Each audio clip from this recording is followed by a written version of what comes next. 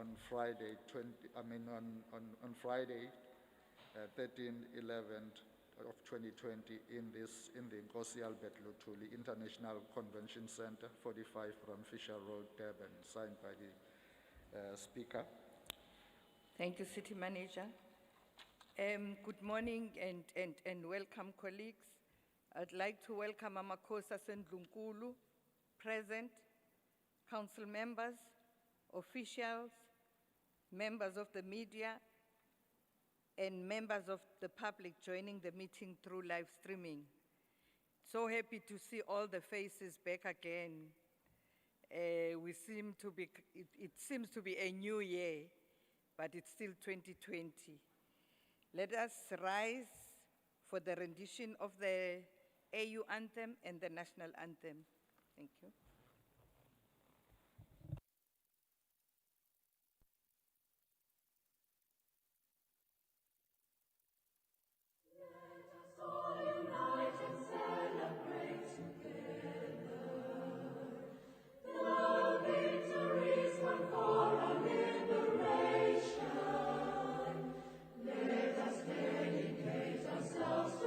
To defend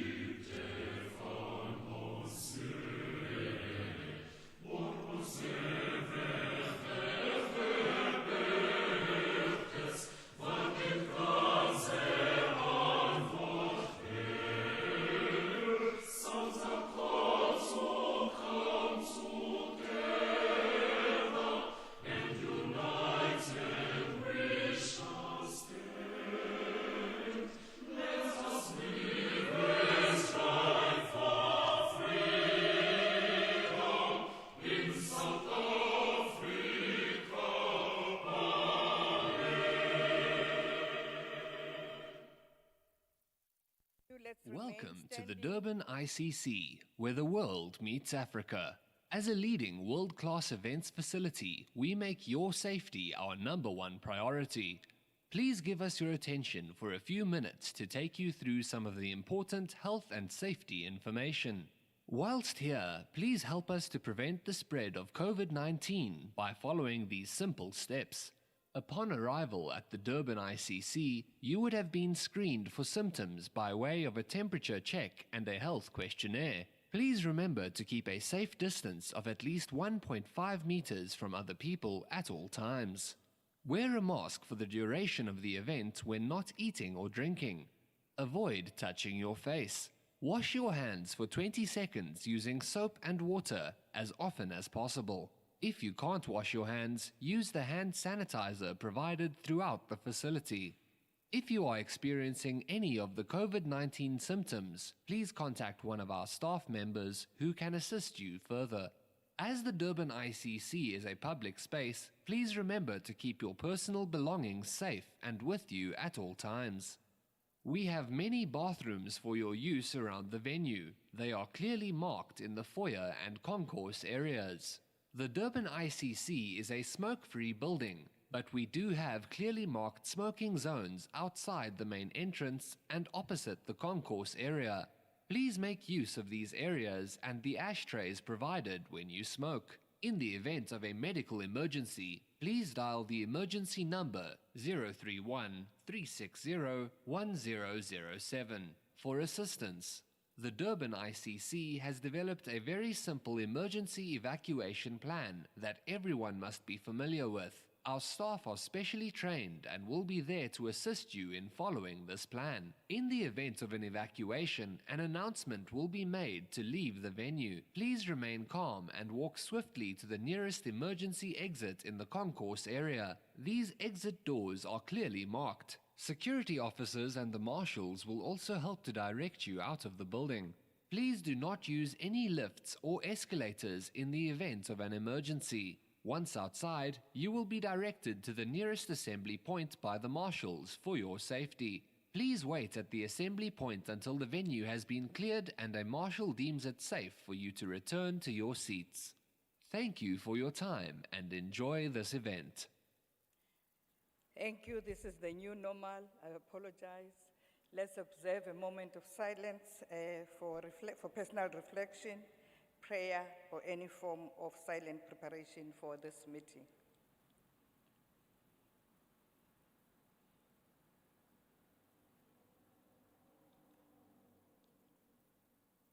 Thank you very much. You may be seated.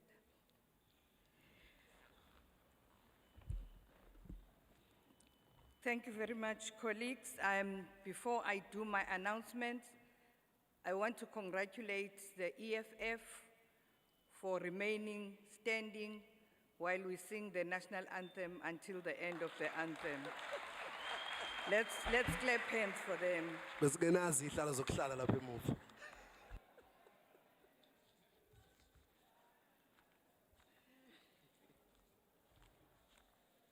We now move to official announcements. Sorry, Madam Speaker. Who's speaking? Councillor Nkosi. Thank you, Madam Speaker. Greetings, colleagues. Madam Speaker, while we are on the singing of the national anthem, I thought that maybe one day you will teach us about the protocol when we sing the national anthem. The way other colleagues, they stand, it's a very disappointing. Ungathi nje abanye omama baphuma emasimini, abanye bayibambela imkhaba yabo. So fanele sazi ukuthi makucula i-national anthem kwenziwa njani. Ngiyangibona ukwenza kahle ke, Madam Speaker. So please remind us on that one. Thank you. Thank you very much. Let's move to official announcements. The city wishes all matriculants good luck for their exams currently underway. We hope that they persevere and may they be blessed during this time with the wisdom and the courage necessary to be successful. The city joins the KZN province to express condolences to King Goodwill Zwelithini Kapeguzulu and the royal household following the passing of His Majesty's eldest son, Prince Letukuthula Zulu, to the family and relatives of Inkosi Mkhize of Esimahleni area, to the family and relatives of the Deputy Speaker of the KZN Legislature, Honorable Mluleki Ndobe, the family and relatives of outgoing Auditor General, Mr. Kimi Makwetu, the family and friends of the former mayor of Nelson Mandela Bay, Mr. Mungameli Bobani, families who have lost their loved ones due to road accidents. The city joins the province in expressing great shock following the two major accidents. The first involving the loss of 16 people in a crash between a taxi and truck in R66 between Ulundi and Melmoth in October, and the second crash occurring on Monday on the N3 near Escort, where 14 people lost their lives. The City Administration Unit would like to extend its sincere appreciation to eThekwini political and administrative leadership for supporting the Secretariat team on the passing of their colleague, Ms. Zonke Mavundla. The leadership team was led by the Speaker and DCM Cele to attend Zonke's funeral in Port Shepstone. COVID-19 pandemic is still prevalent. Leadership is therefore requested to play a pivotal role to promote compliance with safety protocols in a bid to limit number of infections. Condolences to families which have lost their loved ones as a result of COVID-19. The Secretariat Department requests Council to join in bidding farewell to its seasoned Chief Committee Officer, Mr. Vishnu Ramsanda, who has retired in October after having been in the employ of the municipality for 29 years. He has been servicing EXCO and Council, and we wish him all the best in his future endeavors. Councillors, to note that in order to maintain order during the meeting, all microphones will remain muted and will only be unmuted when one has been recognized by the Speaker to speak. Best wishes to all councillors who celebrated their birthdays in the month of October. Councillors are brought to the attention of Rule of Order 16(1)A to E and 4, 5, 6, 7, and 9. As per these rules, councillors are requested to conduct themselves in a respectful manner, to refrain from interrupting the proceedings, and are encouraged to conduct business with the highest decorum and integrity that the occasion and the residents of the municipality deserve. We have people operating cameras in the room. It is for live streaming, so colleagues don't get disturbed. We do not have enough microphones, but we will be providing roving mics, and they will be sanitized when they come to you. We do have earphones for interpretation. Thank you very much. Then we move on to the next item, which is Speaker's report. The purpose of this report is to provide an update in respect of various activities that transpired in Council during the month of October 2020, and noting that the November activities shall be reported in the December meeting. Provision is made in Section 13G of the current Rules of Order bylaw pertaining to the order of business for an ordinary meeting and special meeting for the Speaker to report in Council on Council activities and other matters pertaining to the functioning of the Council. The Back to Basics strategy, as adopted by the Department of Cooperative Governance and Traditional Affairs, also supports this notion, as it stipulates that municipal speakers should, as part of Back to Basics, monitor, report in respect of municipal council monthly, particularly on how council has performed in terms of its legislated mandates. Back to Basics. In line with Back to Basics, the following is reported. What committee meetings held in the month of October 2020 are as follows. Meetings held 70, submitted evidence 28, outstanding evidence 42, meetings not held 26, meetings still to be held 14. Please submit evidence of the meetings that were held. It is encouraging to note that ward committees continue to meet monthly and submit matters as required. The process of channeling matters coming from these committees to support committees is underway. It is, however, saddening that as from the beginning of the financial year 2020 to 2021, July 2020 to date, there is a total of 21 wards that have not held 3 consecutive meetings. I will be engaging with ward councillors from the wards concerned. There were also interventions held by the Office of the Speaker with ward committees from Wards 8, 73, and Ward 88 in trying to resolve some operational issues. Ward engagements, community meetings, ward engagements form a critical part in promoting public participation and in ensuring that community meetings are kept abreast of developmental issues and the work of council at large. These engagements also form an integral part of the COCTA quarterly functionality assessment tool, so the absence thereof impacts negatively on the assessment outcomes. In the month of October 2020, 20 out of 110 wards held community engagements. Committee meetings. Council committees are meeting as scheduled. However, a report has been brought to the attention of the Speaker of some committees that require attention and interventions. To name a few is the Civilian Oversight, the Appeals Committee, Fraud Prevention Subcommittee. The Speaker will be attending to this. Council membership.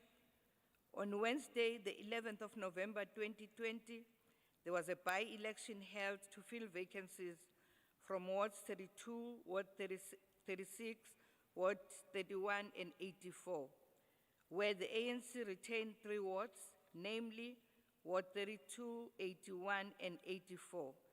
The DA retained Ward 36. The 4 new ward councillors will be officially welcomed at the next council meeting. It would be noted that there is still 1 ward vacancy, that is Ward 66, and it will be filled through a by-election schedule for December 2020. There are 2 resignations received from 2 PR councillors, one from the MF and the other one from the DA, with their last dates being the 31st of October and the 4th of November, respectively.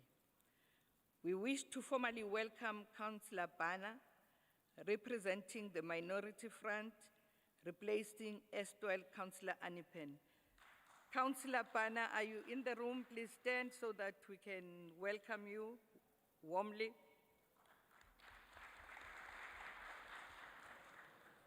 Thank you very much. Democratic Alliance membership changes in the Ethics Committee. The Municipal Speaker. Council will... May I recuse myself, please? Okay.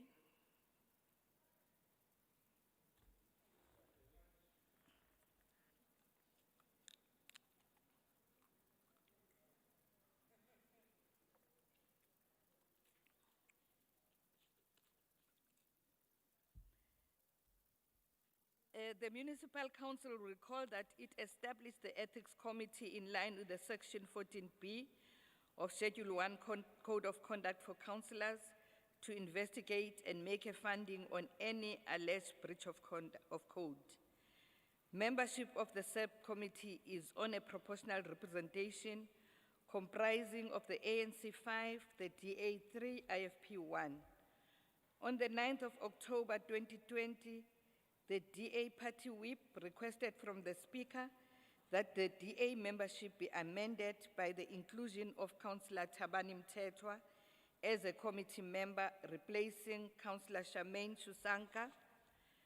Councillor Charmaine will serve as an alternate, replacing erstwhile Councillor Rayleigh on the committee. These changes from the DA are tabled for consideration by council. Are the changes accepted, councillors? Agreed?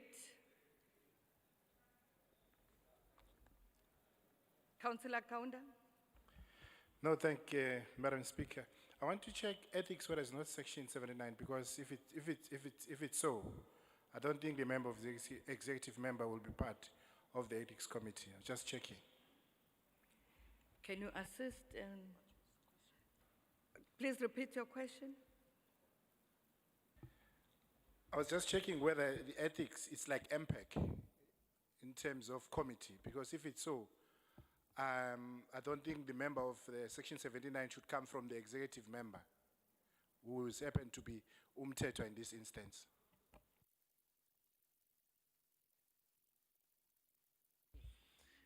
Indeed, Councillor Kaunda, the ethics committee is a committee of council, not a committee of EXCO.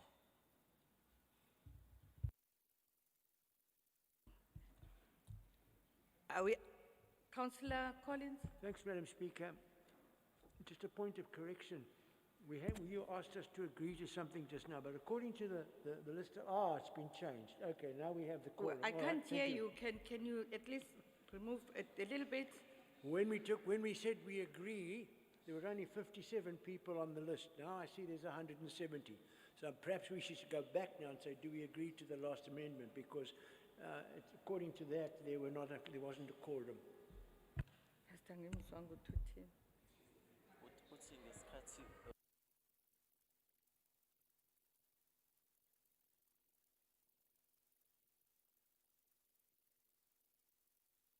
Hlophe? Thank you, thank you, Chairperson. No, I just want to say that let us shelve this because it's a complex issue and come back to it, not today. Thank you.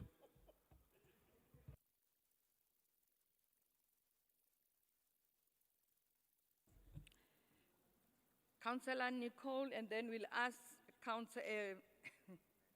Mr. Mhlongo for advice. Thank you, Chair, and good morning, colleagues. My understanding is that there is no conflict of interest because both EXCO and the Ethics Committee report directly to Council. The Ethics Committee does not report to the Executive Committee in the way that an ordinary support committee would. So if there is an issue, I'm happy for us to reconsider, but my understanding is that the Ethics Committee and the EXCO don't have any overlap functions in the way that they operate, and that was the way we understood it. Maybe Malusi can advise us, Mr. Mhlongo, but I really can't see why there would be an issue with a member of EXCO serving on ethics. Thank you. Mr. Mhlongo, please advise.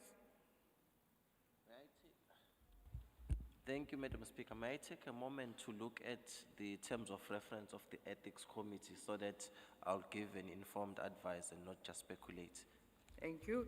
Let's move on and then we'll come back to you.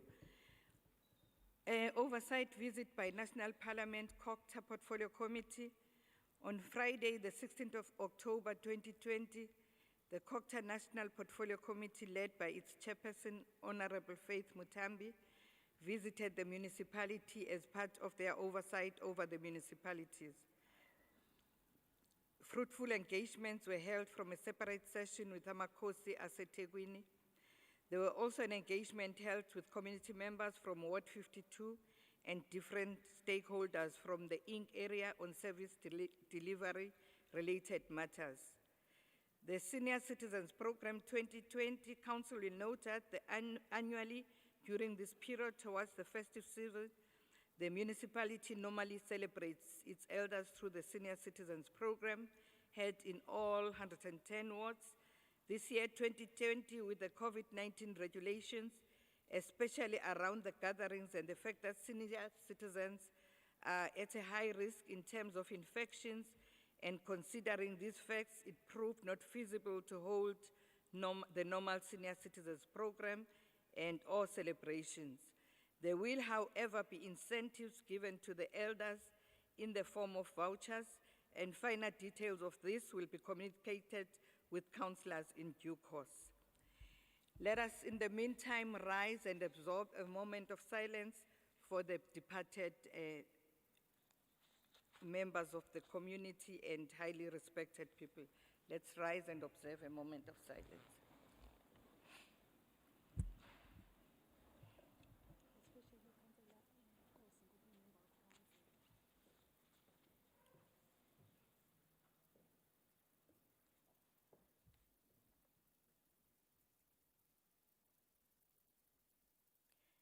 May their departed souls rest in peace. Amen. Madam Speaker,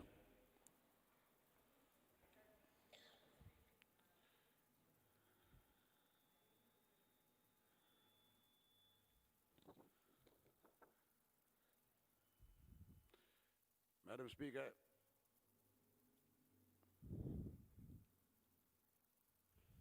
Point of order, Speaker.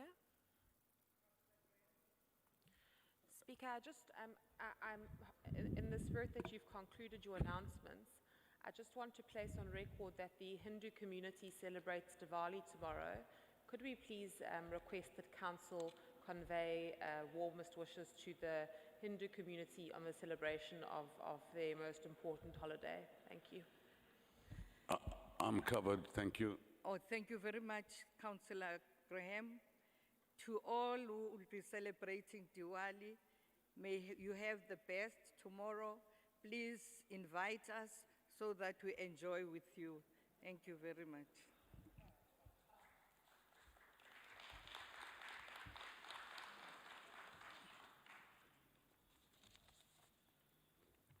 Mr. Mhlongo, are you ready? I am ready, Madam Speaker, in terms of the Ethics Committee. I was just checking just to be sure if there is any restriction on dual membership on members of the Executive Committee.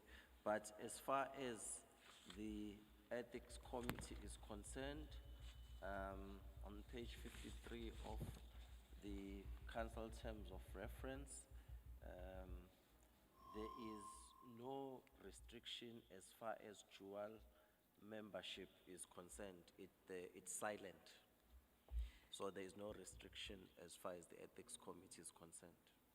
Thank you very much. Let's go back to the item. Are the changes accepted, councillors? Agreed. Thank you very much. Please invite Mr. Mthethwa back. We now move to item 6, Speaker. to item 7. Councillor, Your Worship, the Mayor. Thank you, Honorable Speaker. Siyakhuleka emakhosini asendlunkulu, amalunga e-council yaseThekwini wonke. Bengifisa ukurecommend, Honorable Speaker, that the pandemic is still with us. It has not left us. So therefore, all of us, we need to stick to wearing our masks because it's important, but only for those who are finding it difficult because of health reasons can remain in some occasions without the mask. So I'm recommending that to observe those protocols will also enable this council to fight against this pandemic. Thank you. I submit. Thank you very much, Your Worship. Let's not let our guard down because we're not out of the woods yet. We are still in serious trouble. Let's then move to number 7, address applications for leave of absence. City Manager.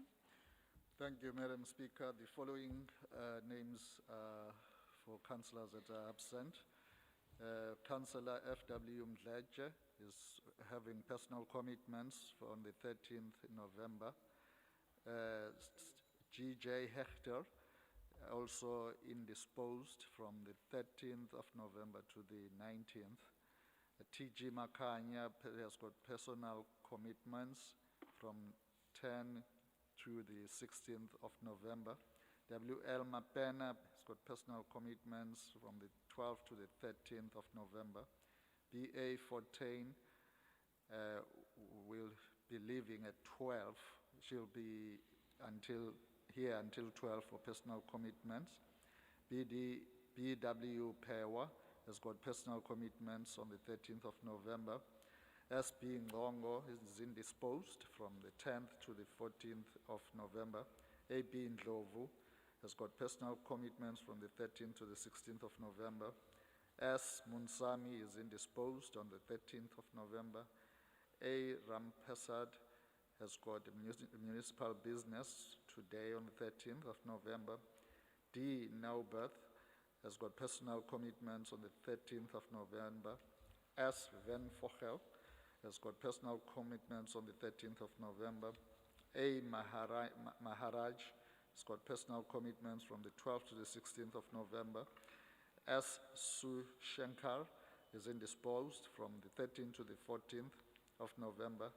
N.B. Iyer requests to leave to be in the committee and in the council until 12 for personal commitments.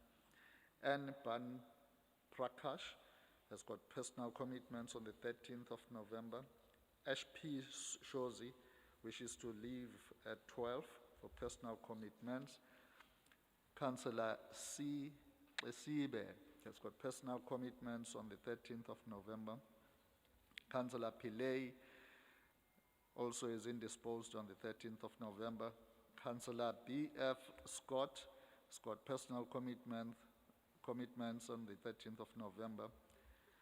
Councillor Goge has got personal commitments on the 13th of November. Councillor Y. Govender has got personal commitments on the 13th of November. Councillor A. Shahid has got personal commitments on the 13th of November. Councillor Khan has got personal commitments on the 13th of November. Councillor M. Mtembu also is indisposed on the 13th of November. That's the last one, Madam Speaker. Are all these leave of absence applications accepted, councillors? Councillor Madlala, there's a hand. Councillor Madlala, before we do that. Thank you very much, Speaker. Good morning. I have submitted one for Councillor A.N. Shabalala and Councillor M.M. Tembu. Thank you. Thank you. Are all these applications accepted, councillors? Agreed. Somebody lost his or her phone. Please come to Belinda. Then we move on to the next item. Oh,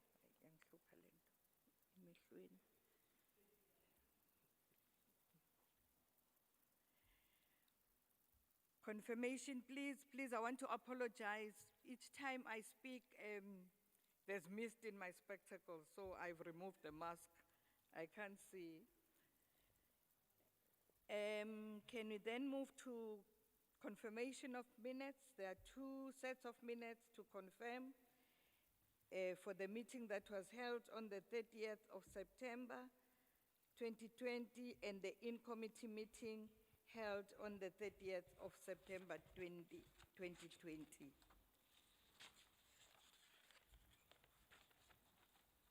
Confirmation of minutes, colleagues.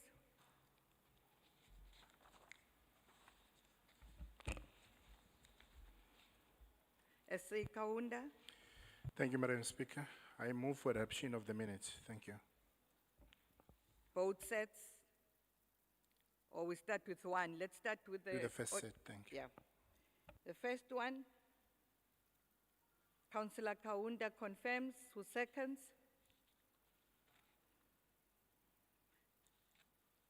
Councillor Sabelo, thank you very much. The in-committee meeting minutes, confirmation.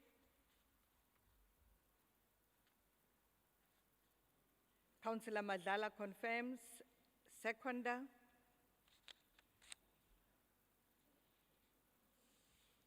Councillor Mkhize seconds. Thank you very much. We now move to questions. We have 5 questions, but the first question from Councillor Riona Goko, I believe she has apologized, and we haven't received any notice for somebody who's going to stand in to receive the response. We will now move on to page 6. The next question is in page 6. Councillor Ntuli. Sibonga Somlom. Greeting to everyone. Umhlanga Library is temporarily closed at this moment because of the tender process that has started. The specification is done, submitted to SCM. The report to BSC is done, and it has been signed by the head of the unit and is now with the SCM for 2 signatures, for senior manager and the deputy head as the last signatures that would be expected. Second question, Umhlanga Library is open to the public. It will be open to the public once that the process is finalized and the service provider is appointed as the position of where and explained in question 1. The last one, things are moving better now that we are in level 1 and the staff are no longer rotating for COVID-19. It consequently is the major constraint that we are faced with, and it is beyond our duty. The blockage of some of the department and experiencing forces us to understand and things that are no longer normally, an approach of things need to be changed. The department is trying hard to reopen the Umhlanga library. Siyazi ukuthi i-library ibalekile emphakathini wakithi. Siyazama ngayo yonke indlela ukwenza amalungiselelo ukuthi igcina ivuliwe ukuthi sisalungisa into zethu zangaphakathi njengomasipala. Siyabonga. Thank you very much, Councillor Mthembu. Page 7. Councillor Ntuli, sorry, khehla lami. Nxa sempembe. Enze ukuthi useshadele wamthembu. Page 7.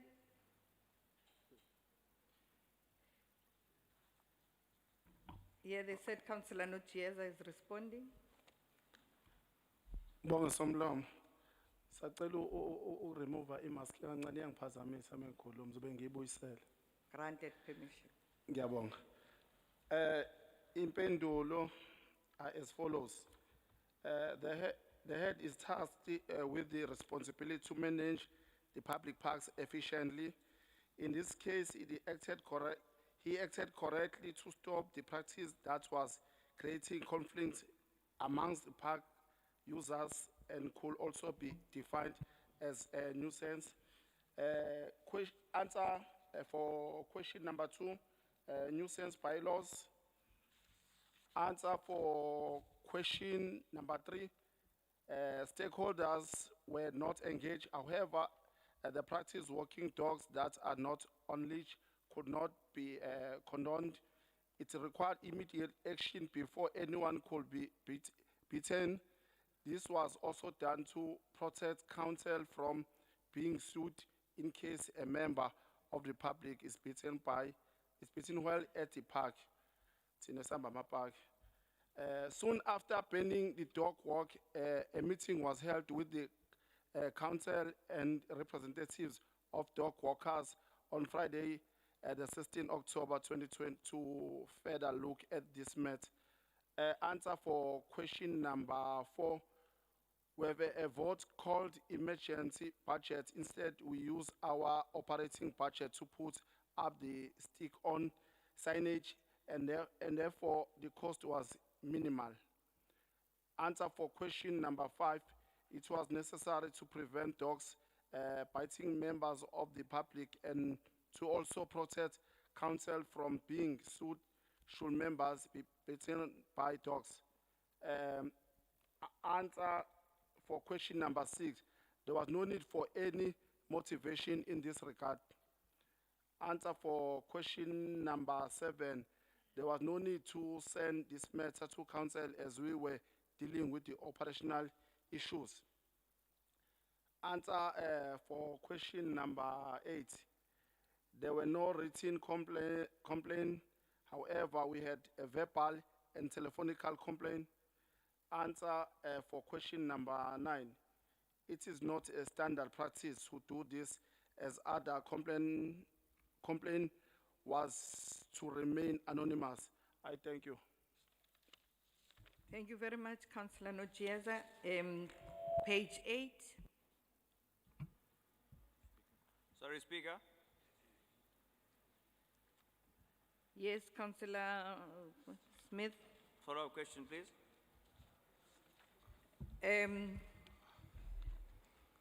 Are you ready to take the follow-up question? It's a point of clarity, Speaker.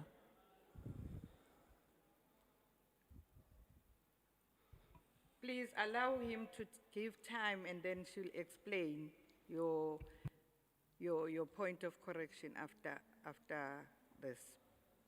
I'll ask him, I'll make sure he does that. Thank you. Page 8.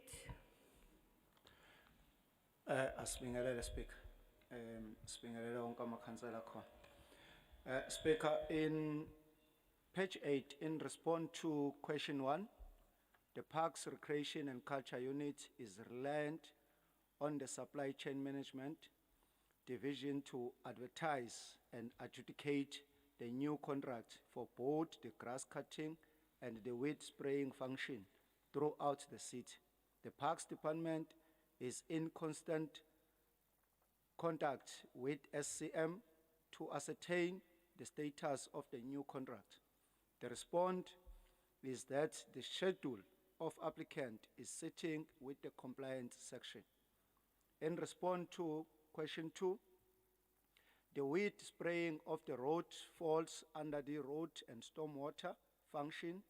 The Parks Department is responsible for spraying the veggies and pavement. The Road and Stormwater Division should be shoveling up and clearing the weeds from the road, gutters and servitudes.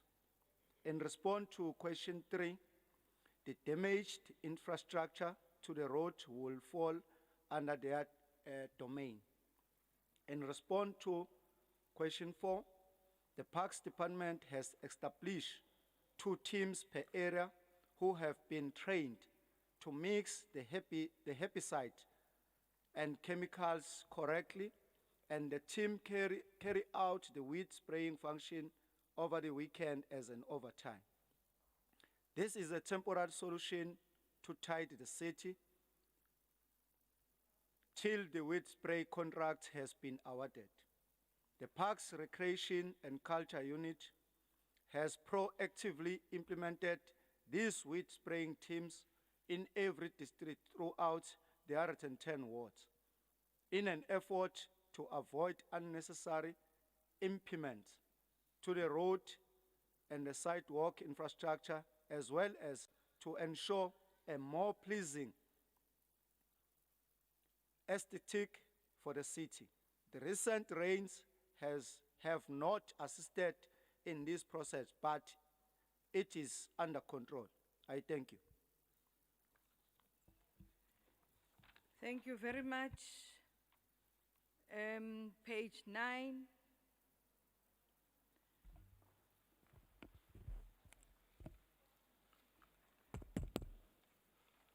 Thank you, Speaker. In response to question number 9, firstly, let's acknowledge that like the people that are living in the informal settlement, they are there not by choice, but by the Group Areas Act, which exists and let our people to live in such areas.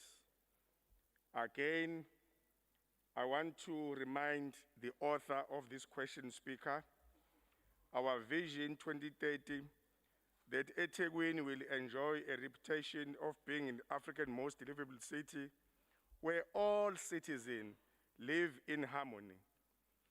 The reason I'm raising this speaker before I respond to questions, he was saying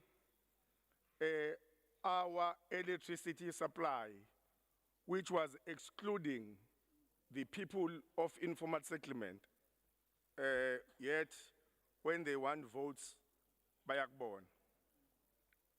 Number one, 650 rand per hour. Number two, 71,082 rand 40 cent, and 268,057 rand 18 cent. It depends on the equipment that is damaged.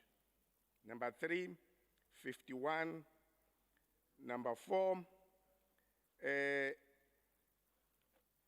we are spending 360 million rand in the informal settlement to do electrification. Number five, already we have many studies and plans, as we all aware that as from 2014, eThekwini municipality is supplying electricity in the informal settlement on 20A connection. Thank you, Speaker. Thank you very much. We now move to the next item, reports. Oh, who's that? Councillor Pullen. Thanks, Madam Speaker. Could we just ask that gentleman, that colleague over there, to give us the answer to what is the cost of replacing a substation? And how many have we replaced since 2016? That's question 6. And is there a comprehensive plan to deal with illegal connections? Question 7. I didn't get those two. Thanks. Councillor Mgwengwe, haven't you responded to 6 and 7?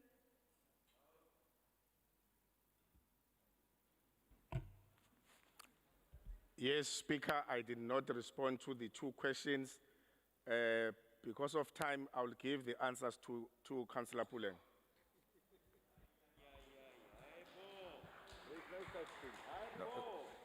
Councillor Mgwengwe, that is not correct. Yeah. When questions That's are not- asked, you bring a full response to all the questions that are asked. Please do respond and give answers to the Councillor Pullen, because I don't think you have them now. But Speaker- it's out of order that you didn't bring them. Speaker, answer number 6, it's approximately 250,000 rand. Answer number 7, the city has adopted a multiple approach, electrifying 10,000 to 15,000 households per annum, and block barriers to electrification, settlement on private land, green space, servitude, floodplain, social housing projects, spatial planning, reduction of theft by disconnecting and removal of unpaid services. We also have a branch dedicated to prevent theft, damage of our infrastructure. Thank you, Speaker. Thank you. Councillor Pullen. Thanks, Madam Speaker. Thank you for helping us. I know the procedure is difficult, but we need your help. Thanks. Thank you. We now move to reports. Before I invite His Worship, are there any councillors that have an interest to declare?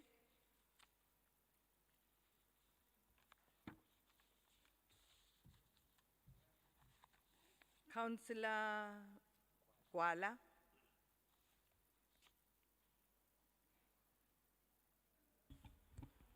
Ngiyabonga Somlomo. Ngithanda nangendlela osingatha ngayo izinto.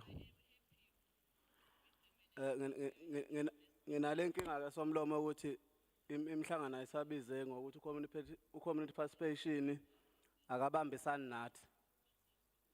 Ngiyakhumbula ukuthi wayilungisa le yezalikazi yagcina ilungile. Acela uyilungise nale, ngiyabonga.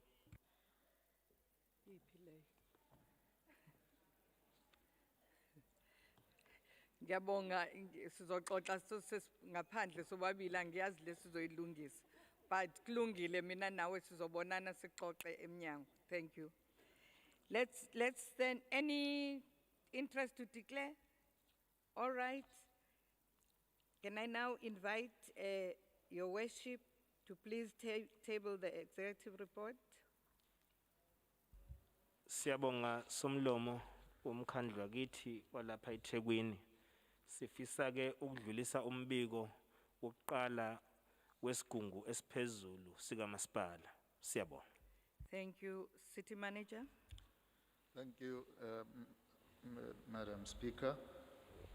Number one, it's a report of the Community Services Committee. Meeting was held on the 15th of October 2020. 1.1, it's a request for approval, outbreak of rabies in the South Sub-District area. Committee recommends. Is the recommendation agreed? Recommendation is carried. 1.2, request for approval update on food security program and planned activities for agroecology unit for 2020-21 financial year. Committee recommends. Is the recommendation agreed?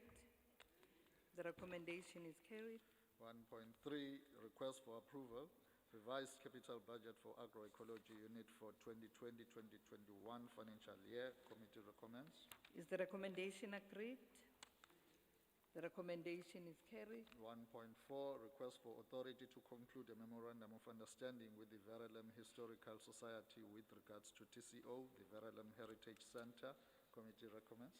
I've got speakers here. Councillor Chetty.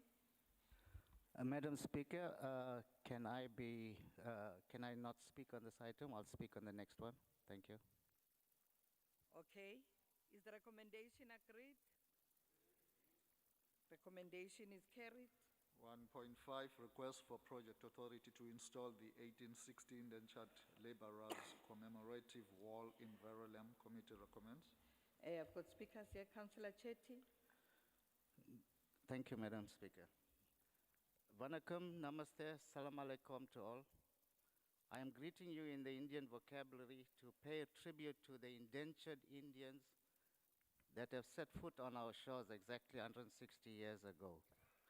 It is therefore fitting that this august congregation has this item on the agenda for consideration and approval.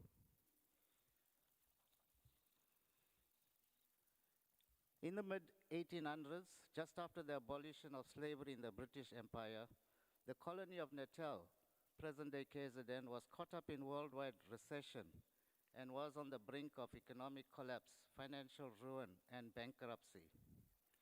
At that time, it emerged that sugarcane cultivation and sugar production would thrive in the colony and could save it from the impending disaster and economic ruin. Since slavery was abolished and the colonial planters were deprived of cheap labor, they turned to a system known as indenture, whereby a laborer was employed for a fixed period at a predetermined wage. It would also include ration and accommodation. Pursuant to various activities which included petitions and enactments of appropriate laws, indentured laborers were imported cheaply from India to the then colony of KZN, known as Natal at those days, to toil on the sugar plantations of the British colonial farmers and develop the sugar industry which rescued Natal from financial disaster which it was facing. This practice continued for a period of 51 years during the period 1860 to 1911, during which time over 150,000 indentured laborers were brought to the colony of Natal. The laborers played a significant and massive role in developing the sugar industry and rescuing the colony from financial ruin and economic disaster. Professor Ennings, in his book entitled, I quote, The Indentured Indian Point in of order, Natal. Speaker. May I continue, Madam Speaker? Point of order, There's Speaker. a point of order. Speaker, out of content, usinikeza history lesson engabe yasitshela ukuthi bayangena yini kule nto bayavumelana nathi noma bayaphikisana. Thank you. Thank you. That's not a point of order. Please continue. Thank you, Madam Speaker. I quote, by means of the courage, fortitude, and perseverance, in the face of all obstacles, they survived and succeeded in becoming a vibrant and pulsating force in the history of South Africa, I unquote.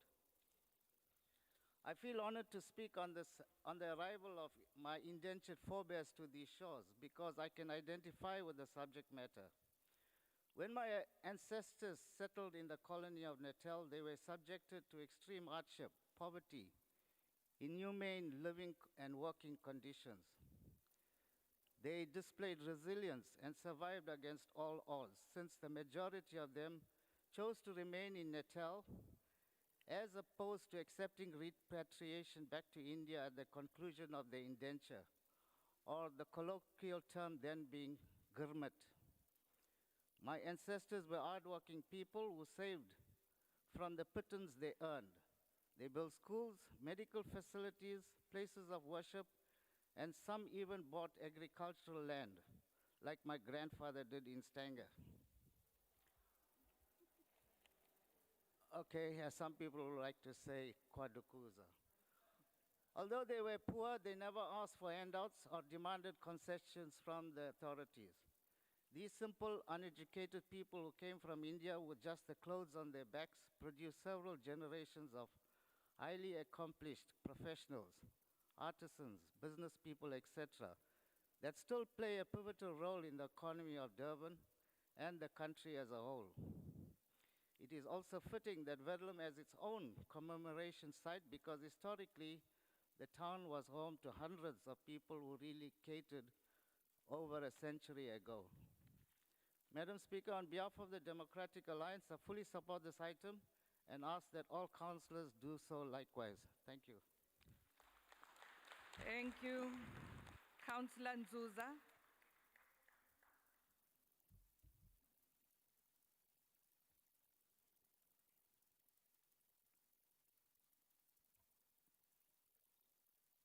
Councillor Young. Ngiyabonga Sumloma uKhansela Nzuza ke right siyabonga ukuphasa kwali On a point of order, Madam Speaker. What's the point of order? I just wanted to check, Madam Speaker, whether is it a new system whereby you call a councillor to speak and then on the floor, automatically another councillor would say, I will speak because Councillor so-and-so is not well.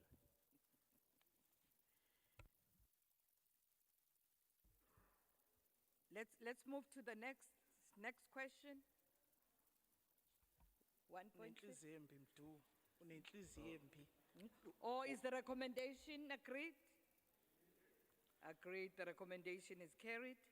Well, thank you, Madam Speaker. 1.6, request for approval to implement interactive public and cultural museum programs in line with the UNESCO City of Literature Award 2020-21 financial year.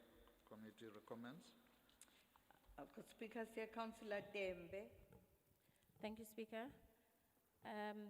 The Democratic Alliance recognizes the importance of the UNESCO City of Literature Award and all the opportunities that do align with this award and how the city benefits with this international standing. The programs associated with this are meant to promote literacy and excellence within our communities. Museums and libraries are at the epicenter of this. Programs like the speech contest program, school holiday programs, museum exhibitions, quiz competitions, educators' workshops are all in line with this and would do well in achieving these literacy goals. But with that said, Speaker, the sneak placements of ANC-aligned historical talks do not align with this literature experience. Ratepayers of the city should not be footing the bill for talks on statues, Harry Gwala 100 years lectures. This does not benefit the growth of literature and the citizens and just a long history of an ANC lesson. We cannot in good faith support an item that does not align with what it's actually supposed to be. We also need to first fix like standing items like the Cato Manor Museum that's more important from the people than talk shops that do not promote growth. The DA will not vote for this item as it is a really good idea, but will only become an ANC rhetoric. Thank you, Speaker. Thank you. Councillor Johnson.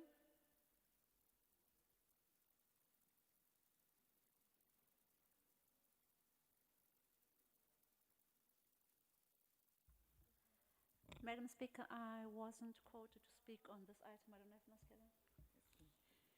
Is the recommendation agreed? Is the recommendation agreed? Agreed. Who is for the recommendation? Please switch off your microphone, Councillor Johnson. Those who are for the recommendation, please raise your hands.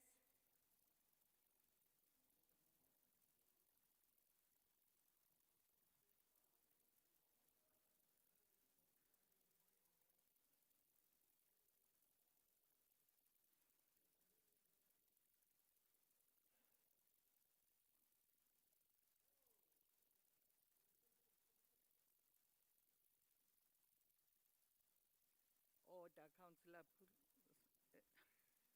Collins.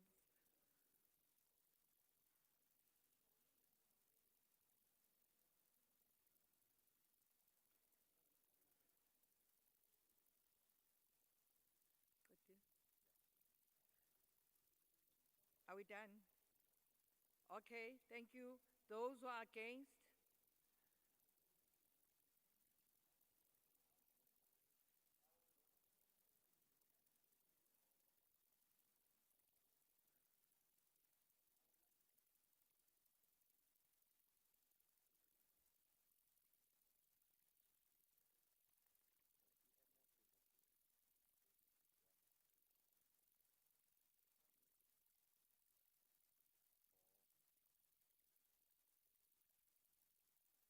Are you done? Thank you. And those who are abstaining?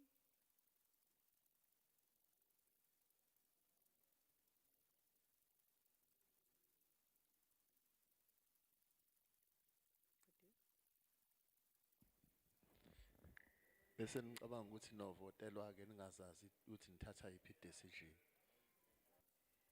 Akekho umuntu ongavotela umuntu ongazazi. AIC, where are you? Bangala.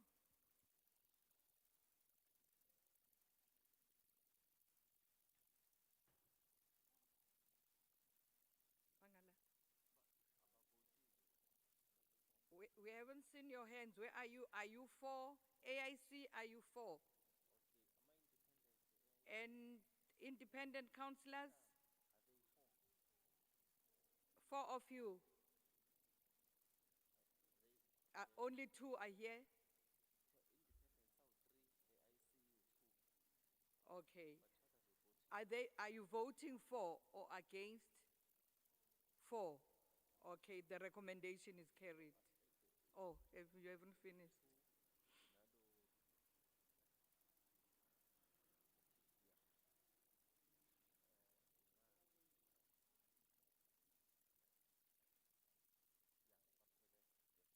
The recommendation is carried. Let's move on.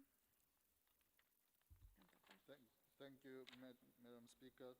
Item number 2, it's a revision of an approved annual budget for 2020-2021, COVID-19 special rates relief. Committee recommends. Is the recommendation agreed?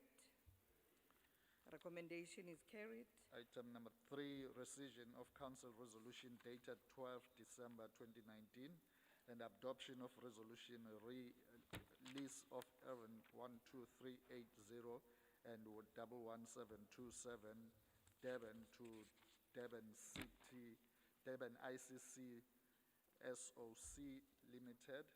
Committee recommends. Is the recommendation agreed?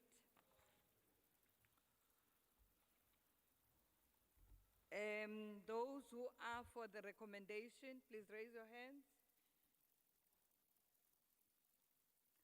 Wide number 3.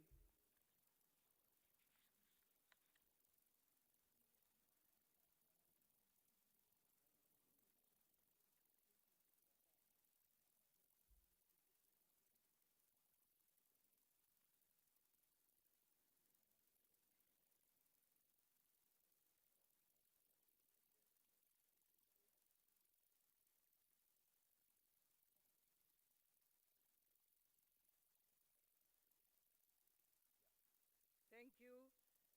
Those who are against? Those who are abstaining?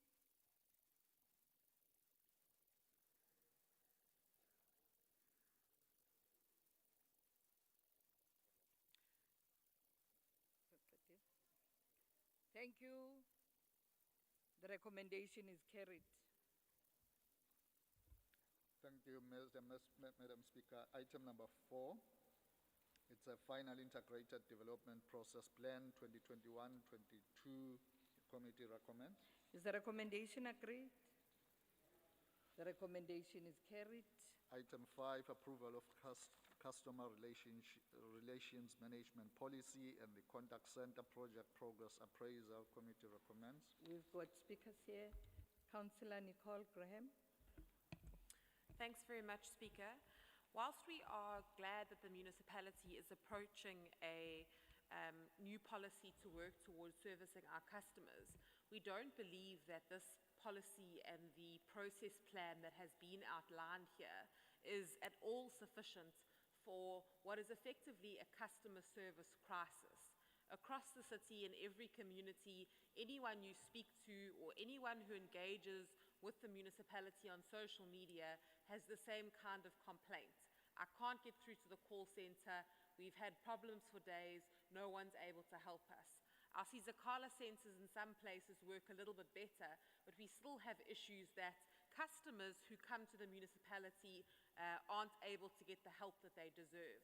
And I emphasize the word customers because 50% of this municipality's income comes from selling water and electricity. We aren't doing people a favor. We sell it at a profit to ensure that we can operate as a municipality.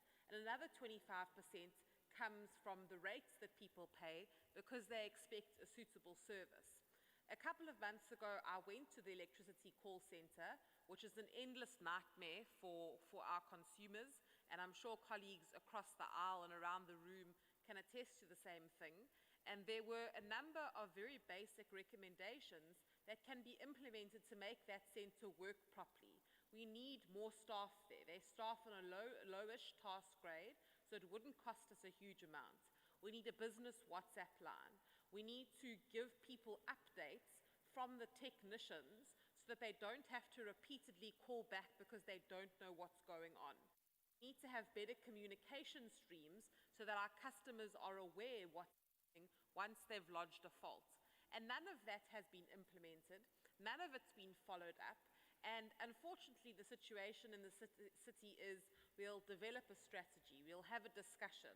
This is what is effectively a 5-year plan. We don't believe that's acceptable.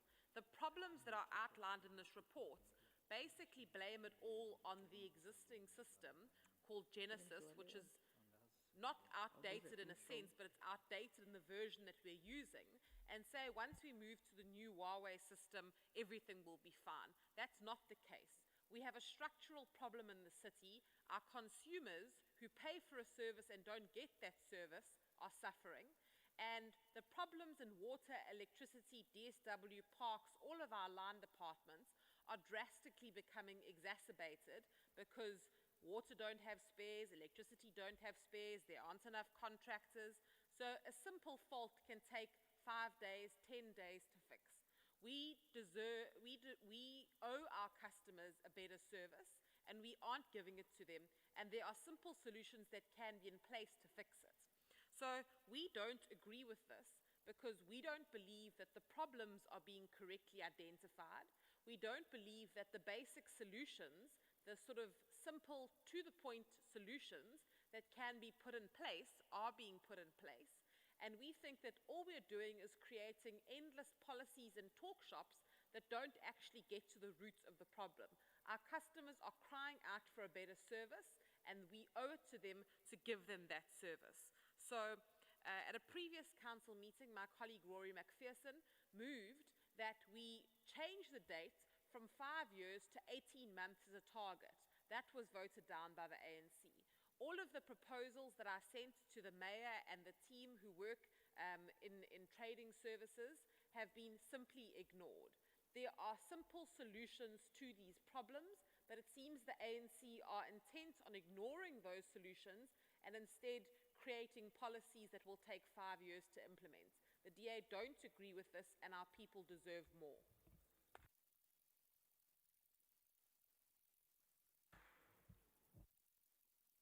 Councillor Nulbabalo Mthembu.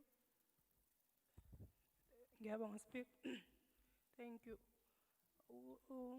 Now I can see why EDA lose amaward amangaka, because they are always opposing the speaker. So, Speaker, ukubuyela nje kwi-item, uNicole, uKhansela Nicole Graham, uyacomplaina athi ukuphinda futhi ukhuluma ngesolution esiqhamuka nayo. My problem ke useyayiprofetha ukuthi ngeke izisebenze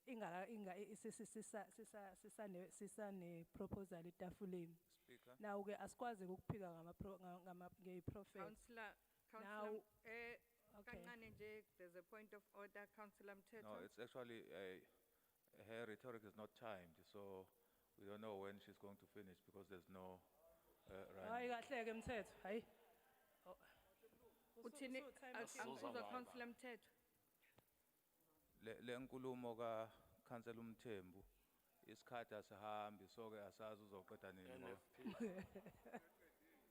Ngisho Yenza- ukuthi lungisa indaba yesikhathi speaker. Na, siyasikhona ngale, please use that other Asikho one. la. Eh? Pardon? Kusuke kwathintwa igama likabasi. Uba. Inzima yona lempili.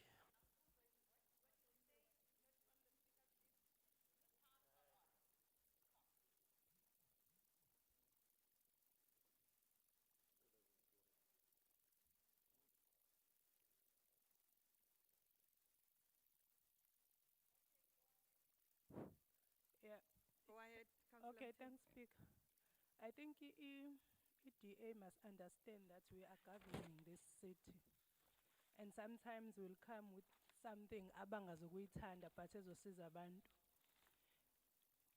Ngale system esiyifakayo, we are trying to bring together wonke call centers angazimeli. Uparks abe neyakhe, namanye ama-department abe neyawakhe, sibe ne-one system ezo-addressa yonke lento eshiwo uNicole njengamanje. It's only that uKhansela uNicole, it's only that yena ufuna senze ngale ndlela bona abacabanga ngayo as i-EDA. But abasinike nje space siwuhole lo mkhandlo ngendlela efanele. So siwu-ANC siyayisupporta, siyayinikeza futhi i-department ukuthi iqhubeka nale system nanokuthi ke i-department ivumile ukuthi in 3 months time izo-reporta kwi-executive nge-progress yale system ka-Huawei e-integrate wonke ama-call centers, uku-addressa zona lezi iy'nkinga ekuthiwa zikhona kuma-sizakala centers. Now uKhansela uNicole akangaprofethi ukuthi ngeke isebenze, akayinike isikhathi. Then after ke seyisebenzile bese yasitshela ukuthi ayisebenzanga yini.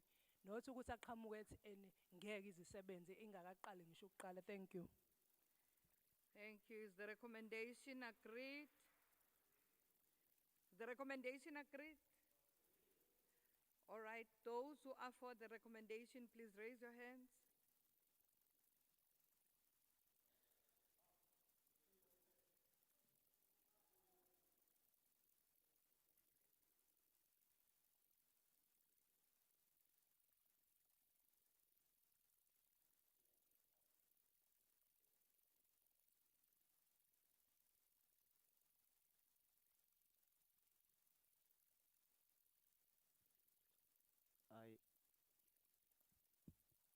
Wehwiphi we-EFF discipline umthiyana akaphakamisile.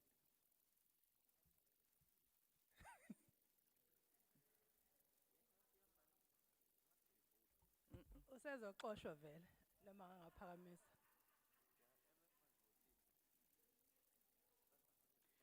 Usumprofeti now.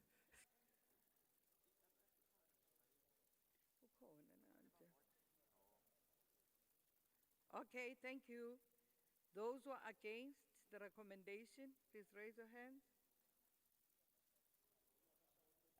Abanikazi ba-against.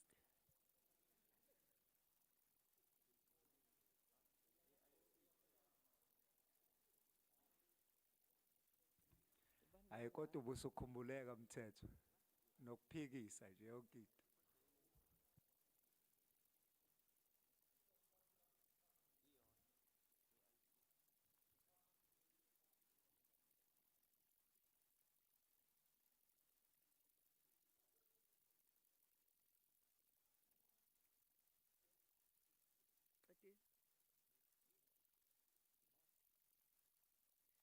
Please raise the one, who's there?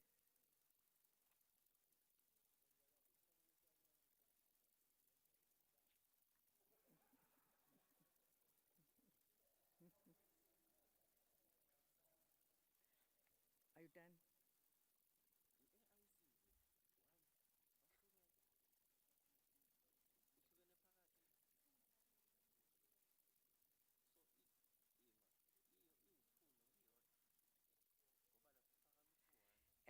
Can I check where's the AIC? Are you for or against?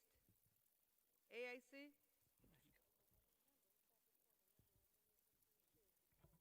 I support a speak. Please raise your board. AIC.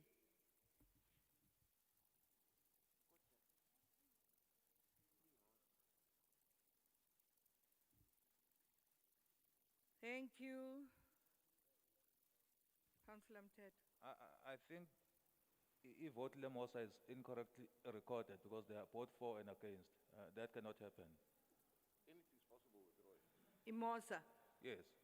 Mosa, where are you? It's form, Madam Speaker. Mosa is for. Typing Switch your errors. head. Please switch off your microphone. No. The recommendation is carried.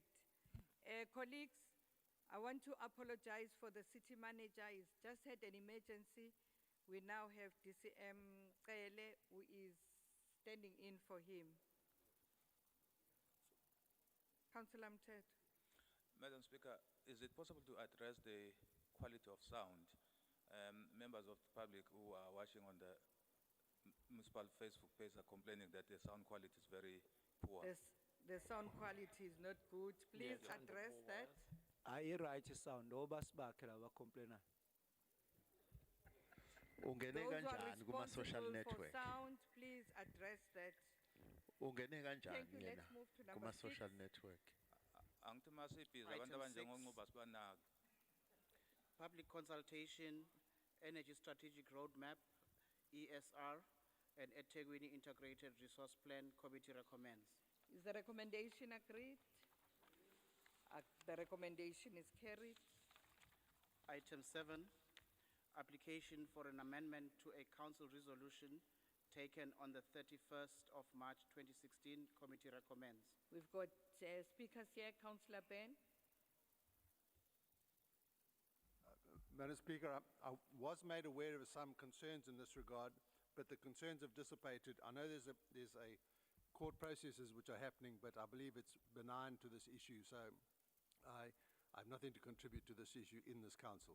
Thank you. Thank you, Councillor Mgwengwe.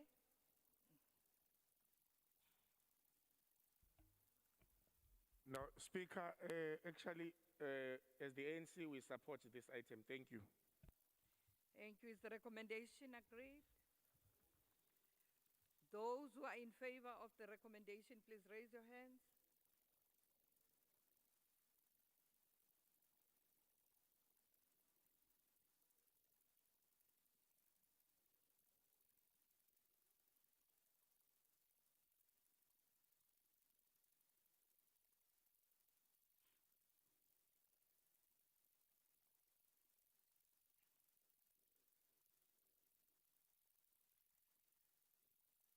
How many members of the AIC are here? We have 2. Okay.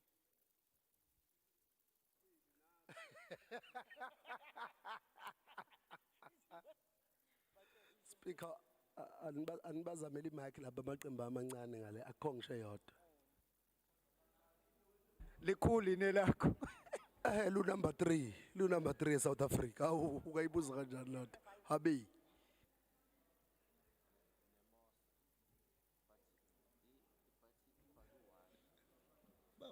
Number 3 batholeni. Number 3 South Africa. Angeke ukushintshe lokho. Usukhala. Siyeza ku number 2 ngo2024. Hey udliwe wena thula. Oyiphatha kahle. Benitsho vele benivotisa abantu esibaziye kungebona basemawadini. Ubani manje la? Tholanga ngisho eyodwa iwadi.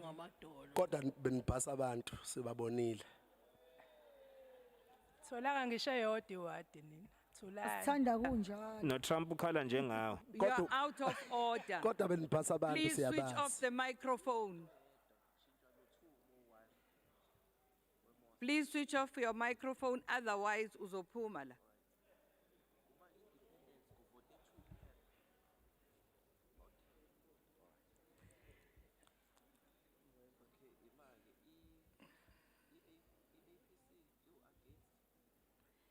APC, where are you? Are you for or against?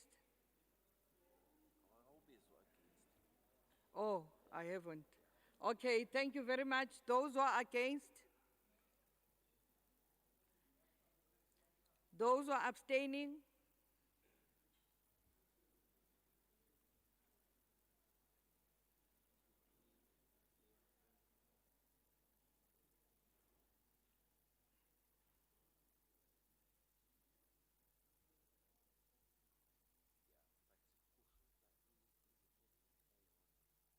Asibona njalo abangani beNDA kuyaqondana nje.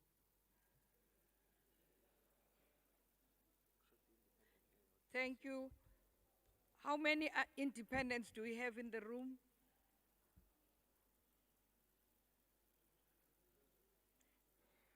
The number of independents in the room? We have 2. Change to 2.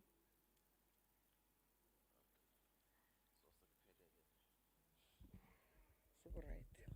The recommendation is carried. Let's move. To the second report, can I invite Madam Speaker, Your Madam Worship, the Speaker. Mayor? Madam Speaker, Nyambos. just a point of clarity. Has there ever been a time when independents were 3 in this meeting? Because we've always been counting them as 3. Yes, Councillor Mthetho. Okay, just checking. Yeah, Councillor Nkosi.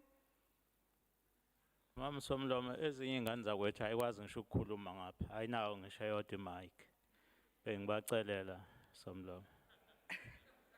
Councillor Nkosi, I had said when I was making announcements, we don't have enough microphones. But when they want to speak, they Kodwa will use the roving Kodwa microphone. mfana akukho fair lokho. Councillor Nkosi. Akukho fair lokho mawubuka ngapha inqwaba. Bese ukuthi ke bona bengabi nalutho. Unayo nje wena. Yeah, Unayo out of nje order, nawe. Nkosi. Cha ngiyazi abajwayele ukukhuluma. Ma sobanikela Kodwa baniwe noma eyodwa. phela thina baba. Order. Buka nje nangapha inqwaba nangapha inqwaba. Councillor Ruling Nkosi. party baba. Thina sinathu kuphela. Banikele Councillor yabo. Nkosi. Wena That's out of nomasipala order. nani? Councillor Mtiani, please switch off your mic. Councillor Nkosi. Mtiani. Ayi bese kade.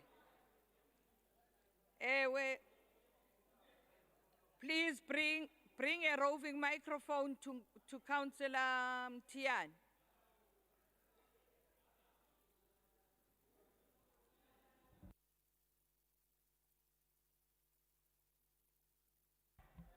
Hayi Mthiyane iya ngaphambili nayi mic EFF iyodwa. You're never going to get that mic back, Speaker. That mic is officially expropriated. Kunama mic abantu abahlala ukuvota laphana. Awani la mic ahle ngalabantu abavota kuphela abangakhulumi lutho. I haven't recognized you. Usuzophuma manje. Hey, kozwa qina bona. Sengikuthethisa okwesibili okwesithathu ngicela uyisukumele uhambe. Councillor Mtiani.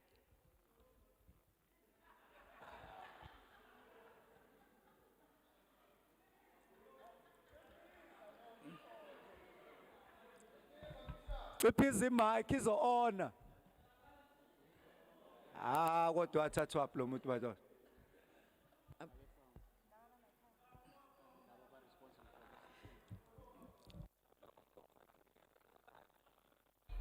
Umbhobho wakho awusebenzi. Umbhobho wakho awusebenzi Mthiyane. Mthiyane.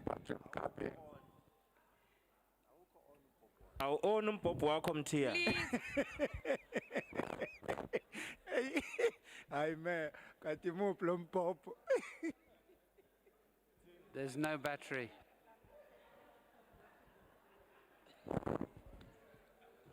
Abamsprayele kulaba abanye. He need professional services. Awusebenzi Mthiyane, Mthiyane, ufuna you can ukusitshela use ukuthi my mic for eHantam's 30 1 seconds 3 only. ngithole 0.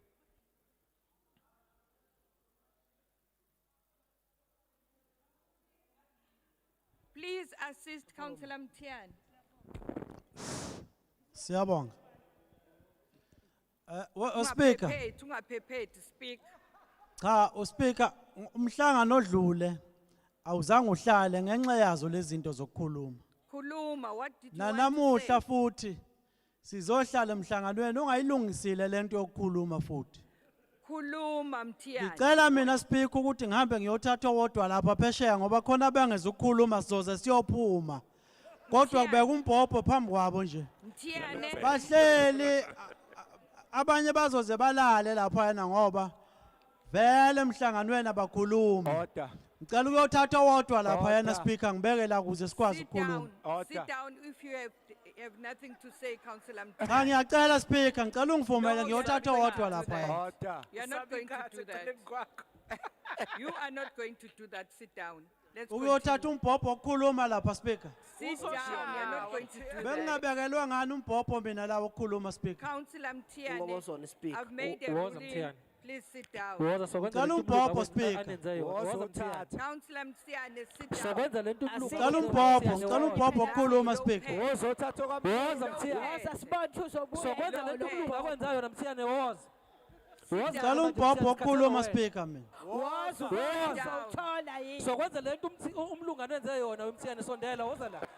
Yabona ke thina. Khanyile. Ngicela umbhobho wokukhuluma Speaker. Umfana na 17 unshayile Mthiyane. Kwangabanje abazali ukuthi woza la uzothatha umbhobho woza. Sizokwenza lento enziwa kaBhunu kuningi. Andizelanga ngale woza uthatha Mthiyane umbhobho uzobona ufana. Wena eCape Town ngenqindi. Andele isibhakho mthethweni. Woza la. Order, colleagues. Councillor Mtiane, I'm saying to you, as the speaker, sit down so that we continue with what we are supposed to do, because you have a microphone there. Use the microphone you have. You have a microphone. You are using the microphone. Sit down. Let's continue with the meeting. Let's continue. Yeah. Yeah, hlala nawo la kwamsasi. Oh, okay. Now, Mayor, the second report. Inkhulumo bayihlale phansi. Thank you, Honorable Speaker. I wish to table the second report of the Executive Committee. Thank you, Mayor. DCM. Item 1, report of the Economic Development and Planning Committee of its meeting held on the 21st of the 10th, 2020. Item 1.1, motivation for eThekwini municipality to enter into second memorandum of understanding with C40 Cities Climate Leadership Group Incorporated with and Deutsche GIZ. Committee recommends. Is the recommendation agreed? The recommendation is carried. Item 1.2, renewal of memorandum of agreement with Inanda, Tuzuma, and Kwamashu National Construction Incubator, 2020-2021 to 22-23. Committee recommends. Is the recommendation agreed? The recommendation is carried. Item 1.3, request for approval, Durban Film Office Production Hub Incentive Program, 2020-2021. Committee recommends. Is the recommendation agreed? Item 1.4, approval for the Durban Film Office Production Development Program. Committee recommends. Is the recommendation agreed? Item 1.5, Development of Rural and Township Tourism Interventions. Committee recommends. Is the recommendation agreed? Recommendation is carried. Item 1.6, Request for approval, transfer of Lamontville Multimedia Center to eThekwini Municipal Academy. Committee recommends. Is the recommendation agreed? The recommendation is carried. Item 2, Report of the Finance, Security and Emergency Services Committee meeting held on the 22nd of the 10th, 2020. Item 2.1, Budget Statement Report for the month ending 31st of August 2020. Committee recommends. Is the recommendation noted? Thank you. Item 2.2, Public Tender Awards, inclusive of Section 36 Awards of eThekwini Municipality for the month of September 2020. Committee recommends. Is the recommendation noted? 2.3, Progress Report on 1.5 billion borrowing of capital for capital projects. Committee recommends. Is the recommendation noted? 2.4, Report on investments for the month of September 2020. Committee recommends. Is the recommendation noted? Item 2.5, Quarterly Report on withdrawals from the municipal bank account in terms of the Municipal Finance Management Act. Committee recommends. Is the recommendation noted? Item 2.6, Budget Statement Report for the quarter ended September 2020. Committee recommends. We've got speakers here. Councillor Govender. She is not present, Madam Speaker. She's not present. All right. Is the recommendation noted? Thank you. Let's move on. Item 3. Thank you, Chair. Sorry, Madam Speaker. Page 20. 2.6. 26. 26. Item 3, report of the Human Settlement and Infrastructure Committee meetings held on the 23rd of October 2020. 3.1, interface agreement between eThekwini Municipality Engine Petroleum Limited and Locomotives, Engines and General Engineering. Committee recommends. Is the recommendation agreed? Agreed. 3.2, request for authority to transfer funds to project N number Y8162, Stack Spray Trunk Sewer Project, Ward 4, WS 2020/092. Committee recommends. The recommendation agreed? Recommendation is carried. Oh. Those who are for the recommendation, please raise your hands.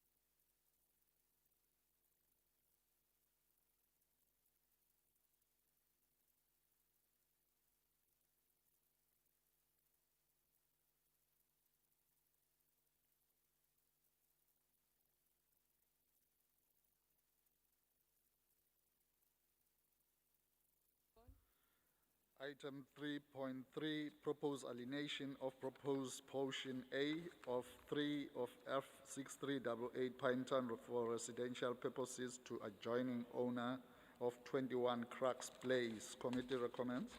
The recommendation agreed? Is the recommendation agreed? 3.4, proposed alienation proposal sale of remainder of portion 14 of F665 Sea View by private treaty to the adjoining owner plan number SJ4651/10. Committee recommends. Is the recommendation agreed? Recommendation is carried. 3.5, rectification of pre-19...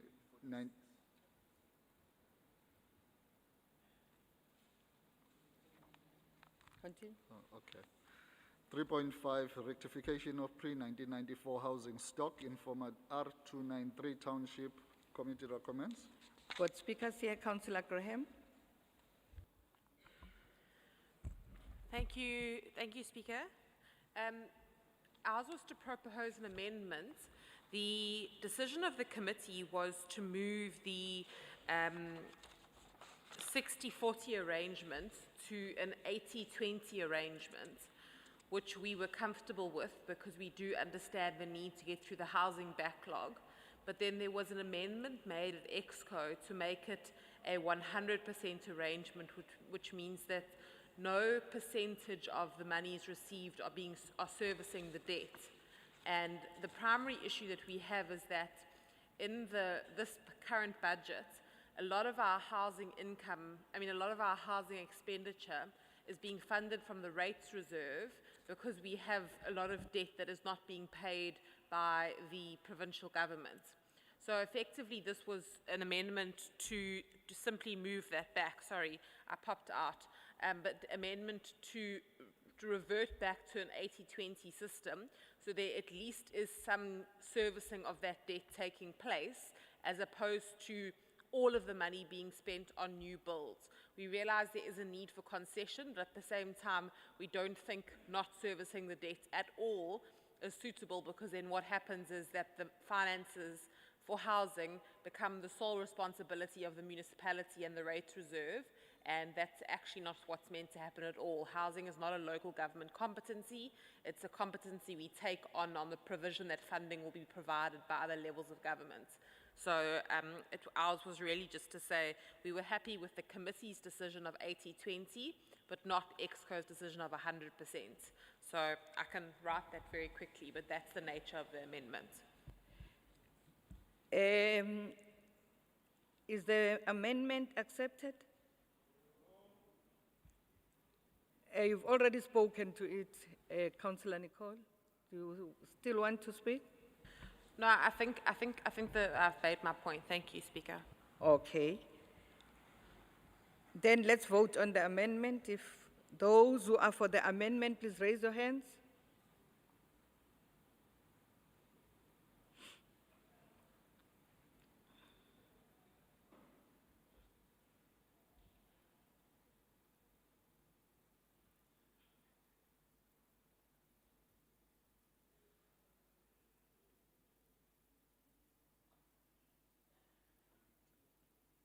Thank you.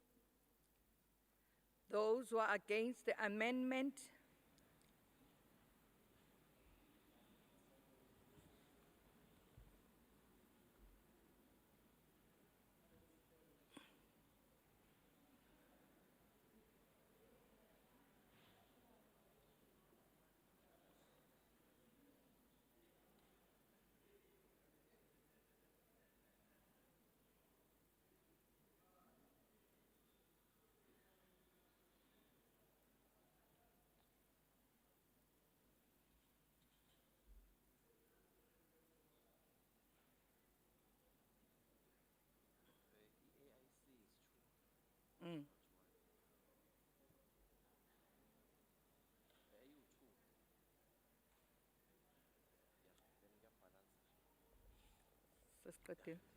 Thank you very much. The recommendation is not accepted. Oh no, the amendment is not accepted. Is the recommendation agreed?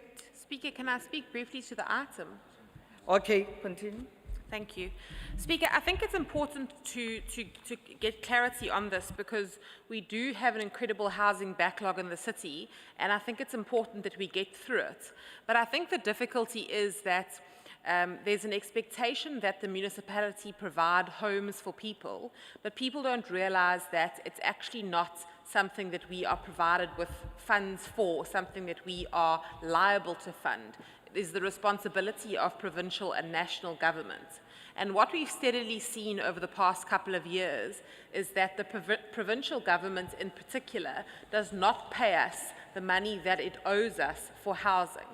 And what's happened is that we've accumulated this huge debt with the provincial government where we are now carrying the cost for housing, and because it's not something that is funded in our budget, it comes out of the rates reserve.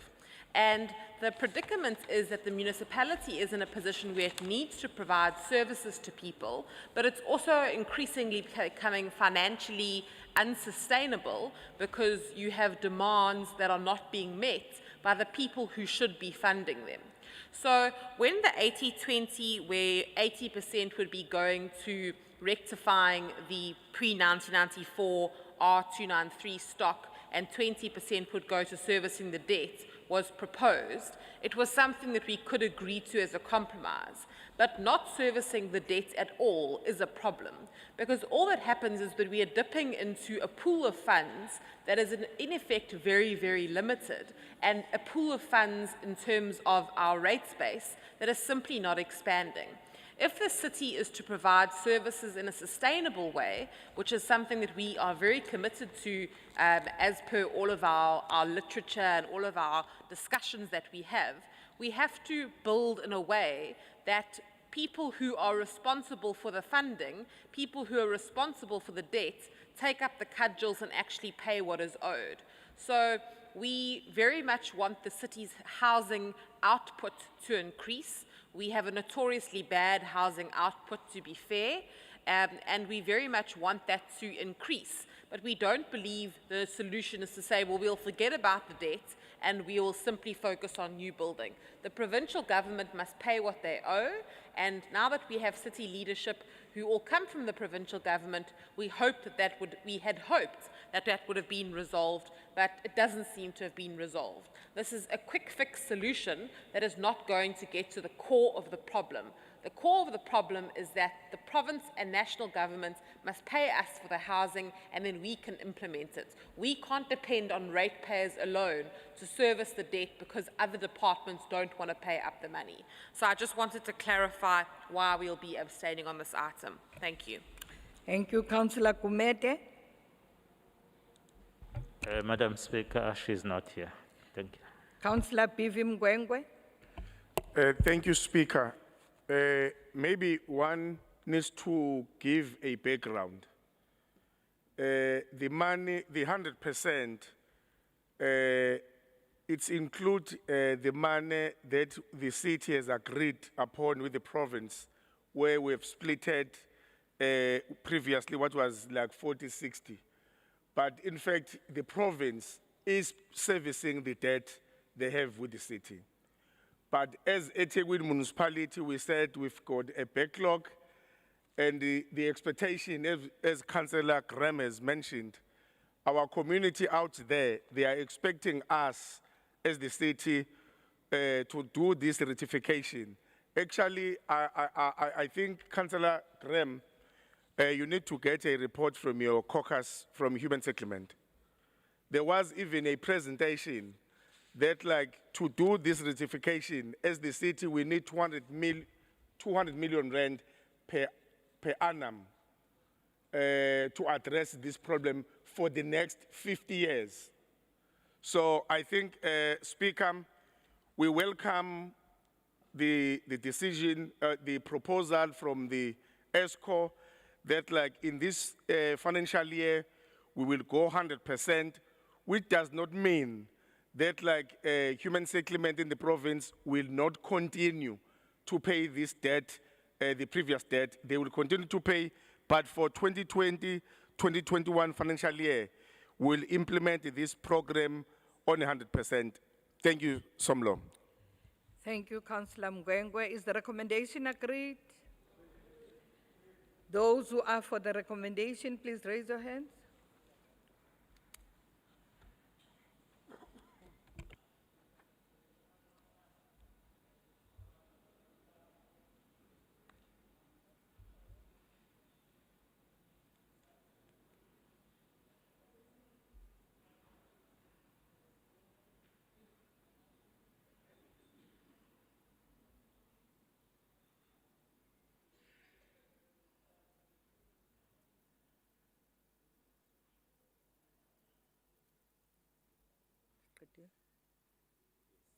Thank you.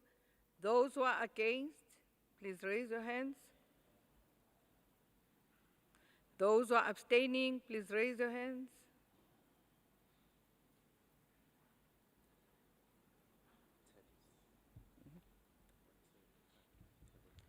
Thank you. Thank you very much. The recommendation is carried. Let's move on. 3.6, proposed amendment of rental structure, lease 8 on F11714 Durban. Committee recommends. Councillor Z Kuzwayo.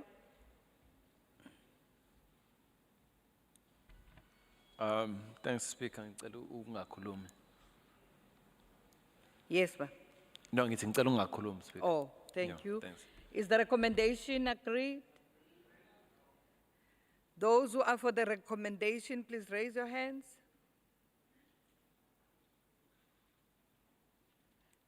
Those who are for the recommendation, please raise your hands.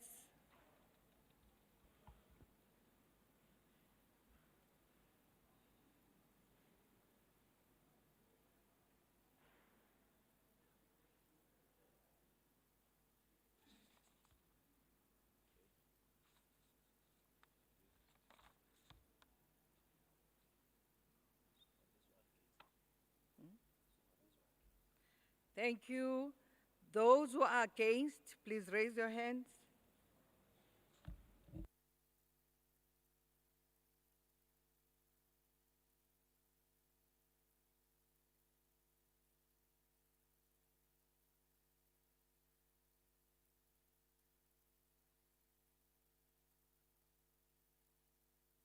The recommendation is agreed. All right, at 3.7, Madam Speaker, is request to MEC Copter for extension of validity period of current eThekwini evaluation role. Committee recommends. Councillor Ben.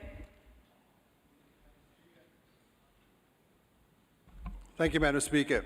The seed for the proposal for the postponement of the general valuation can be found in a single sentence in a report which is dated 31 March 2020, which came to the Finance, Security and Emergency Services Committee on the 18th of June, obviously because of COVID delays. But the sentence is very important, and I'm going to read it in detail, and I ask people to listen to the nuances of the sentence. The sentence reads, furthermore, it would be good to look into the valuation date for the new general valuation by applying for an extension of 12 months, my emphasis now, as this will ensure that customers pay on current values. Now that thinking was put in circulation on the 31st of March. The report was first signed by an official on the 14th of October.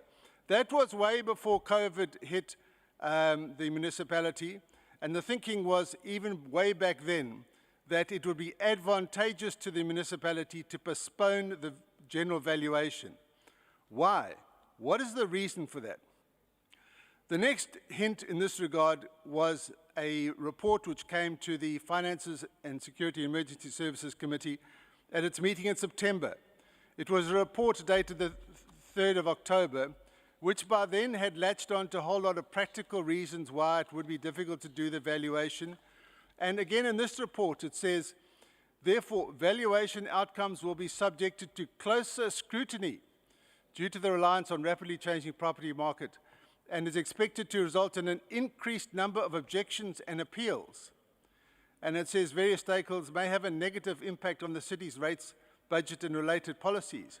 What is the municipality hiding from? Why is it not wanting to have its rates based analysed and updated and corrected? The reason is because there are many properties in this municipality which are overvalued. There are also many properties which are undervalued, and in respect to which rates should be being paid, but they aren't being levied and paid. I believe that if the general revaluation is done properly and credibly, there should be more properties at the lower end of the range which come into the municipality's rates base, and there'll be fewer properties at the top end and commercial and business properties in respect of which too much rates are being paid. If the municipality insists on holding on to municipal values which are unrealistically high, there must be a strong possibility that some owners of commercial properties or industrial properties or a coalition of such property owners might challenge the municipality's decision to seek permission to postpone the general valuation. I pose the following questions to the administrative leadership of this municipality and to the political leadership of this municipality, and I hope that they are listening. Are you proud of the rates base of this municipality? No. Are you satisfied that the rates base is broad enough? No. Are you satisfied that the rates burden as carried by the current rates base is fair to all residents and business owners who own properties in the municipality? If your answer to any of those questions is no, you should not be supporting the postponement of the general revaluation, and you should stop pretending that COVID is a convenient excuse for doing so. You should be encouraging the municipality to forge ahead with a general revaluation for implementation in July 2021, so that more fairness can be built into the municipality's rates base. It's for these reasons that the DA will be voting against the application to postpone the general revaluation. Thank you. Thank you, Councillor Ben. Councillor Pivim Gwengwe. Somlomo. Mhlawumbe igama lokuthi postponed ngoba manje liyisilungu mhlamba sikhulume ngaloko esikushoyo. We are requesting an extension for the validity or for the period of 12 months.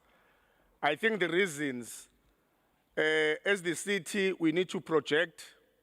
So the projections tells us that we need more time to allow this process to unfold. Therefore, the ANC support that we request the MSC. Thank you, Somlom. Thank you, Councillor Mgwengwe. His Worship the Mayor, Councillor M. Kaunda. Thank you, Honorable Speaker. Firstly, the African National Congress, which is leading this municipality, is seized with the responsibility to develop clear strategies and interventions to improve on our revenue base. We are actually meeting with the major investors of this municipality and those who are potential investors on a weekly basis on your behalf, so that we are certain that we attract more new investment, especially on the infrastructure development program, which is led by the president of this country. So as a leader of the municipality, on behalf of the ANC, we are working on those issues. So just relax. The ANC leads the municipality, and we are indeed on course in terms of attracting more investment so that we generate more revenue, not relying only on our residents, but ensuring that big investors come to the city so that new firms, new industries are established within the municipality. So we are certain that we are on the right track. So don't worry, this is just a matter of compliance because we want to comply with our legislation. Hence, we request the extension. Thank you very much. Thank you, Your Worship. Is the recommendation agreed? Though, Councillor Umtian Bandu, Councillor Kuala, prepared. Somlo make ngicela isingisi namhlanje hayi ngiyasikhohlwa ngempela ngicela ukutolikelwa la lokhuzeni embhobheni lo please Siyezwa Somlo. Interpretation ayikho.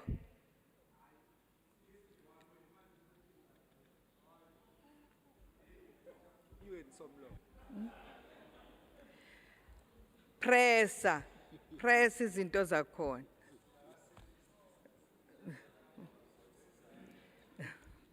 Okay, is the recommendation agreed?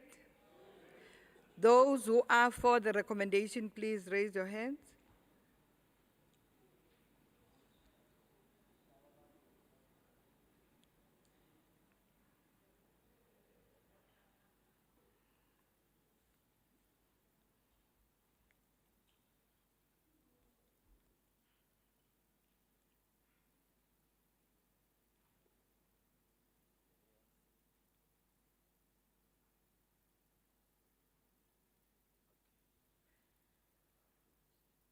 Thank you. Those who are against?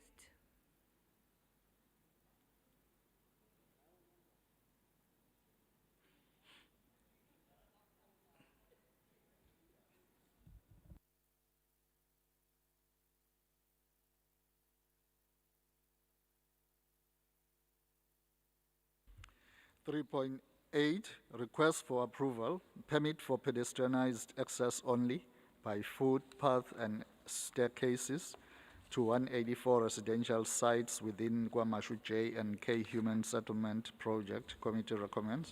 Is the recommendation agreed? The recommendation is carried. 3.9, authority to renew implementation protocol for level 2 accreditation for undertaking the housing function. Committee recommends. Is the recommendation agreed?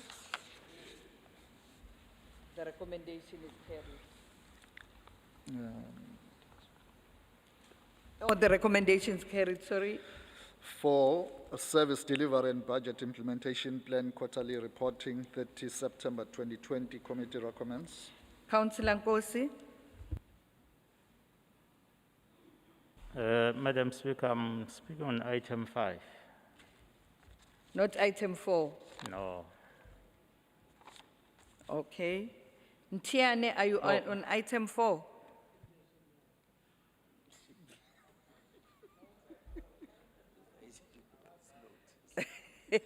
Okay, is the recommendation noted? Let's move to number 5. Number 5, addendum recommendation to fund homeless shelters. Committee recommends. Is the recommendation, oh, Councillor Nkosi. Yeah, Somlom. Ngila. Madam Speaker, one wonders how did we then at the beginning budgeted for 66 million. As IFP, we wanted to know the magic that was used to drop from 66 million to 20 million. You know, Ma'am Fan, i-item mayinjena nje yenza ukuthi wonke umuntu ayisolve ngathi khona ongahambi kahle. Ngoba awukwazi mawuqala nje wenza ibudget ushuthe phezulu kangaka kodwa ingekho into ethi sekunciphiswe abantu laba bondliwayo. Thina ke njenga-FE sibona ngathi ithi sekuphenduke iwadi ka-111 indaba yabantu laba bahlala la kulezi ndawo ezibizwa ngokuthi ama-homelessness. Sikushiso lokho somlomo ngoba yonke into isiphenduke yangabo. General members in our wards awakwazi ukuthola iservice efana nale. Now it's very difficult for us to support this item because ayisho ukuthi sebenciphile, instead bayanda kodwa uqale wabudgeta 66 million, then you shoot down to 20 million. And again, Madam Speaker, bukuphi ubulungiswa kule item ukuthi ngasonke isikhathi sokisifaka imali kubantu okungeve ukuthi bonke baxakekile. Some of these people bavele emzini erish. Ngenzeka nje somlomo ukuthi khona abantu abazi ingane zabo ehlezi lapha. We said as IFP, let us profile these people so then we're able to get the legitimate one. Awukwazi ukuthi ingane yomhlonishwa onesikhundla esikhulu eParliament national uthi i-homelessness uthuka lo muntu lo. Now we are creating isimo la khona bezogcwala ngobuningi babo ngoba bayondliwa bane breakfast, bane lunch, bane supper laba bantu. So akwenziwe into ethi aba profile labantu okungafanele bebela behambe bemndenini yabo. uMetropolis wenza umsebenzi, SAPS wenza umsebenzi ngoba la kudilwa nama drugs angena daily. Thina besibhizi ke laba sifitana nalabantu. Uma ungaya emawadini nje eward 84 la nisanda kwina khona awekho amanzi, ayikho imigwaqo. Awusiyabonga manje uhambe ohlabiso ikazizwa wakhiwa umgwaqo ngempela. So ke okubalekile ukuthi ake senze izinto eziright ngendlela eright. Njengamanje nje siphuma kwi lockdown sihlulekile ukunika abantu ama food parcels, but these people they were getting ukudla from i-lockdown till now. Therefore as IFP we can't support this item ngoba isiphenduke inkundla yabantu Councillor Nkosi, your time is up. Sengiqedile somlomo asivote le item. Yabonga. Speaker, with respect, a lot of what Councillor Nkosi has said is simply not correct. And No, it you are must- not on the speaker's list, Councillor It's a point of order, Speaker, because What's the point of order? Councillor Nkosi is misleading the House. Many of the meals that were provided for the homeless under lockdown, in fact, most of them were provided by NGOs. The profiling and all of the necessary work Kufanele has been akhulume kanje done. uNicola ngithi And ama there is a NGO drug abo action lapha. program in Kufanele place. akhulume kanje. Okay. Speaker, I think it's important to put this on the record because it's very easy to breed negative sentiments towards homeless people. And the reality is a lot of this work was actually done by NGOs. And a lot of the work on Ngisho drug somlomo ukuthi ama rehabilitation NGO was abo done by lapha. the N- You, by you are NGOs. now debating. It was okay when you said he was misleading the House. But Speaker, I need to explain why he's misleading the House. Because No, he you actually has don't no have idea about to. the programs, but wants to come here and rubbish them. You are now debating the issue. It was correct when you said he's misleading. He is. Let's allow Shelembe to speak. Angibonge Honorable Speaker. Ngicabanga ukuthi izakhamuzi zaseThekwini ziyibonile namhlanje inkatha Freedom Party ukuthi iqembu lezepolitiki elingabanakekeli abantu abanhlwempu nabantu abahluphekile. Asibonge kakhulu ku-African National Congress ukuthi during i-lockdown athathe initiative yokuthi aqoqe abantu abangenamakhaya akwazi ukuthi abaprovide ngokudla. Sibonge kakhulu futhi ukuthi umkhandlu oholwa u-African National Congress uthole ama-accolades from EUN ukuthi uwumkhandlu Sizogcina ohamba sina phambili 10,000 e-Afrika. ngenxa yeni ANC nakhe wathi 110 la engekho emthethweni. Awubambe Councillor Shelembe. Who is speaking? Councillor Nkosi, you are out of order. Angazi You are ngikhuluma, disrupting angazi the ngikhuluma House. khona umuntu obanga umsindo ngale kuthiwa uthango. You are disrupting. Okay. Continue, Councillor Shelembe. Iyashisa debate Speaker uNkosi ukhulume ngakhonjiwe. Oh, uyadebate nje ubhibhidla African nje. National Congress. Akayazi uShelembe idebate. Umsebenzi awenzile ukuthi alekelele abantu bakithi. Siyazi ukuthi ezinyangeni ezidlule besino Deputy Minister waka Social Development ezoncoma umkhandlu weTheku ngokunakekela abantu abahluphekile abahlala emgaqweni. Sithi nje phambili nomkhandlu weTheku siyayisupporta ibudget ka 20 million ukuthi kulekelelwe abafowethu abahlala Ngidayisa ama drugs emgaqweni. phela khona lapho ngoba uthini Shelembe. Thank you, Councillor Shelembe. His Worship the Mayor, Councillor M. Kaunda. Thank you, Honorable Speaker, Mama Somlomo wethu. Asiqale ngokulungisa kukhansela uNkosi ukuthi bengingayeli kohlaba isoyi Ward 84. Bengiyokwethula inkampani esiuqalile umsebenzi. Okusho ukuthi ke wagcina ngekhathi ze-IFP kusahlatshwa amasoyi. Awu siyabonga kuze wende myeni. Besiyothula nje inkampani yokwethu umsebenzi. Siyabonga kuze wende myeni phela besungayivakashela nje nawe uyoyibona lo mgwaqo othi uzowenziwa ngempela. Besingakayibona intuthuko Awubambe kancane babme. Ungenwe yini Nkosi? Councillor Nkosi. Cha Yema somlomo ngitshela ubameya siyabonga meya bekhona kodwa okwenzayo besingakayibona intuthuko lokufikile. Councillor Nkosi, you are out of order. Angikho out of order. Siyabonga ukuthi useqalile ukudeliver umeya akazadeliver. Mama Speaker. Anibhekeni ayikho Mama iniphu Speaker. lapha ngaphansi. Who's speaking? Point of order, Speaker. Who's Nayi speaking? niphu. Uthango. Nayi niphu. Councillor Tango. Nayi niphu. Madam Speaker. Okay, after Tango. Madam Speaker, uKhansela Nkosi uthe uKhansela Shelembe udayisa ama drugs lapha kwabantu ba homeless. We cannot go carry on without him actually withdrawing that because it's a very serious allegation. Ngicela withdraw. Nayi niphu. Please withdraw. Iniphi le. Please withdraw, Councillor Nkosi. Withdraw in Madam Homeless Speaker. people are not selling drugs in the shelters. Withdraw in. nibhekile kwindlovu. Madam Speaker, withdraw in. Uthi ama homeless are selling drugs in the shelters, from the shelters. Okay, let's continue, Councillor Yebo phela Mthethwa. ngithanga withdraw, Madam Speaker. Kosi, it's Ngithanga withdraw. this behavior is unlike you, please. No, angithanga withdraw. Please allow us to do our work, Councillor Mthethwa. Cha, No, Madam Madam Speaker, Speaker. ngithanga withdraw. Manje awusangingani thuba, Madam Speaker. Angi to tell you didn't say that, sit down. I heard you. Cha, Madam Speaker, awazi kudayiswa ama-drugs lapha kuma-homelessness. Oh, Awazi kudayiswa you ama-drugs. said Councillor Shelembe is selling drugs. Yes. That's a No, serious allegation. I did not say that. Ngithe kunama-drugs lapha kuma-homelessness. That's a serious Awazi allegation. lokho, Madam Please Speaker. sit down. Speaker, Please sit Speaker. down. Councillor Mthethwa. No, Madam Speaker, I think we must record this on behalf of the DA. I think the House is descending to chaos. Yes, Please- you are please- turning this house into a Please. chaotic house. Please assist that, Madam Speaker. All right, I'll You make a must ruling. discipline people who just speak without being recognized by yourself. Please assist us. Thank you very much, Mthethwa. Tian, awunawusala.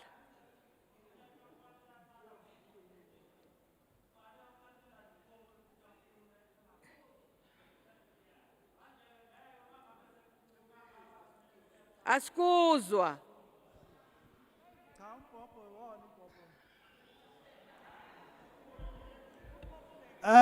mangabe sekukhuluma abanye bese yaqala ukhansela uNkosi umthethwa athi bakhuluma bengakhonjiwe ngoba uqale ukhansela Nicole Graham ukuthi akhulume engakhonjiwe kodwa ngoba nihlala nonke kwi-exco la nibuye nizoba ngumsindo la kwi-full council kanti nisuke nixoxani lapha manihleli nodwa mangabe senizobuya nizosibangela umsindo ithini okufanele ngabe sibanga umsindo ngoba suke singekho ngidiscussa lezi zinto zenu yini umsindo wenu kodwa madoda lenzani kanti lapha kwi-exco how Please sit down, thank you. Your Worship, the Mayor. Sengiyocela nje somlomo ukuthi ngiaphile kwabesimame ngoba indoda eyaliwe ibhehavior kaKhansela uNkosi. Ngiyafisa ke somlomo ukuthi siphendule kulokhu esikubeka.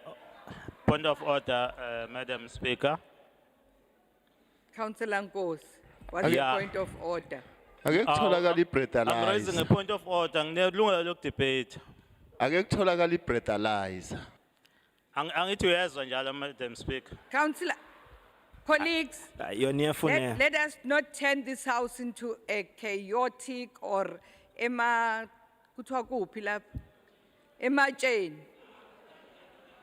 La, we are in a council meeting. Let us all behave. Councillor Nkosi, vala, and Cha. let the mayor speak. Ngirezile, Madam Speaker, point of order. What's the point of order? I-point of order, Madam Speaker, ile yokuthi ake kucheck ukuthi ama-drugs awekho. Indlela akhuluma ngayo umeya iyangithusa. Ay, indlela obehave ngayo impela iyatestify. Order. Qhubeka, Baba Mayor. Asiphazanyiswa ilutho. Siyaqhubeka nokuletha intuthuko ebantwini bakithi. Angiqale nje ngokuthi somlomo akulona iqiniso ukuthi ngesikhathi se-COVID-19 lo mkhandlu omkhulu kangaka waseThekwini azange babhekelele abantu bakithi ababedinga ukubelekelelwe ngesimo esibucayi. Awukho umkhandlu eNingizimu Afrika noma i-department ekhiphe ama-food parcels nama-vouchers alinganiselwa kubantu kumndeni ama-household awu-110,000. You can go through all municipalities, look at the departments. This was the biggest social relief program in the country. So therefore you must collect your facts before you speak. Secondly, we are namakuthiwa 110,000 households. Go and look for any municipality which has done so, including the IFP-led municipalities. So uyabona mayo 15 nje lapha konkandla so asukenele lawo. So ngifisa ukuthi ke mama usomlomo ngilibeke lelo daba. Hayi mama usomlomo ngingaphazanyiswa ngizama ukuthi lapha ngiyiqoqe kodwa ukhansele ngathi uyena odla idakamizwa. Sengiyiqoqe kwenela ngiyasola ukuthi waliwe udla idakamizwa. Ngidayisele wena. Thank you very much, Your Worship. Is the Thank you. recommendation agreed? Oh, sorry, bengisaqedela nje iminishana lami lidliwe ubaba lo. Oh. Ukhansela uNkosi. Bengithi ke Councillor Nkosi, please behave. angeke ngisamnaka manje ngizoqhubana nenkulumo yami ngoba okubalekela ngikhuluma nabantu base South Africa eThekwini. Ngifisa ke ukubeka ukuthi njengokhongolose okokuqala nje sine responsibility yokubusa lo masipala. Umasipala oba nabantu abaningi abahleli emgwaqweni ngesikhathi futhi esinzima sale pandemic kuthiwa iCovid-19 kuletha ingozi ngisho kubantu bedolobha ngoba labo bantu abekho contained abahlezi endaweni eyodwa benakekelwe kuqinisekisa ukuthi alingeni igciwane lispreadeke idolobha lonke. So ilokho ke sikwenzile. Enye impumelelo yalolu hlelo ukuthi bonke abantu akade behouse kulama shelters akekho noyedwa otholakale epositive okusho ukuthi umsebenzi wenziwe ukugcina abantu. Okwesibili abantu babesukela ku 2200 mama somlomo sehlika isibalo. Okwesithathu ilokho kwehlisa indleko. Okwesithathu indleko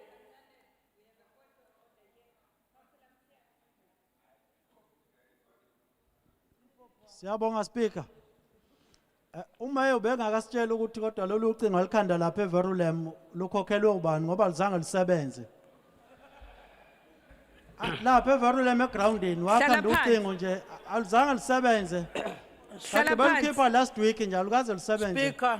Thank you, sit down. Speaker. Imali yakhona yakhokhelwa bani? Speaker. Please sit down. Speaker. Ubani lo? Kanti le liphi unkosi abekhuluma ngayo iningi Yes, Councillor Nyanisa. Hayi Speaker cha angeke manje asikhulumeke. Angeke Speaker sivume lento. Ukuthi ungahlonishwa wena, ungahlonishwa umeya, amakhansela akhuluma umeya ekhuluma, ubizi ubacela ukuthi abantu abathule bangafuni ukuthula. Speaker umuntu bengafuni ukuhlonipha this house. Umnyango uvuliwe abangene kuona abantu. Ake ukhipha umuntu la khona kuzobonakala ukuthi this house need to be respected. Asikwazi kuyibekezelela le anarchy yabantu engathi babheme sebashayisana isikefu. Yabona ke manje sikhuluma kanje usuke sebhemileke ngiyamazi.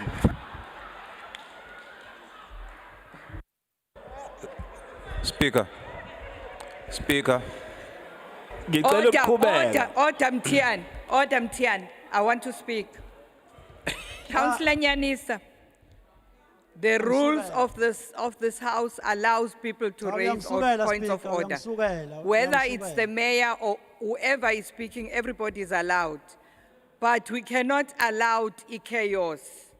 Let us not come and play here. We haven't come to play. We have come to debate serious issues so that we can help people outside there. We mustn't come and play. We don't have time to play here. I respect you, that's why I give you an opportunity to speak when you raise a point of order. But if you raise point of order, no, I'm not going to take that. I will give you an opportunity to raise point of order. But please, let's not play. Let us be serious and be public representatives.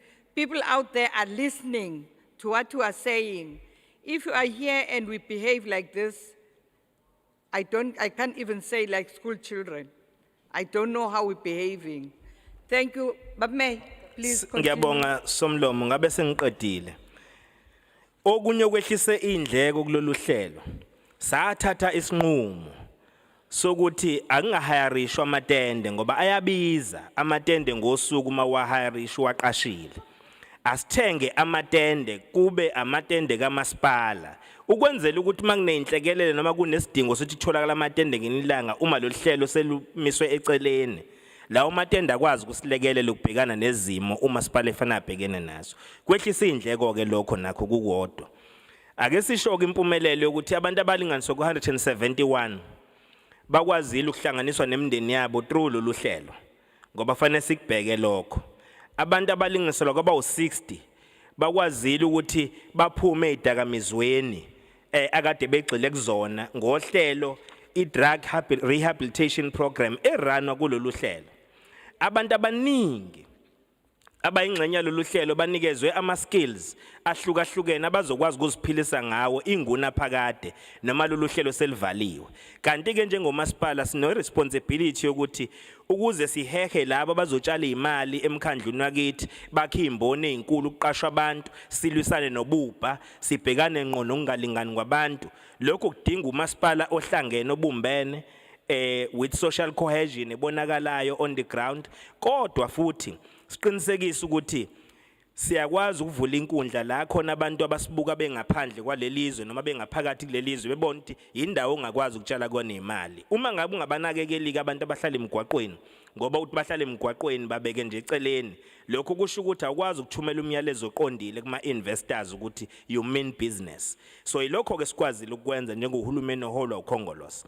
Sengihlala phansi ke Somlomo ngicacisa ukuthi lapha kwakhongolose sisebenza njenge collective.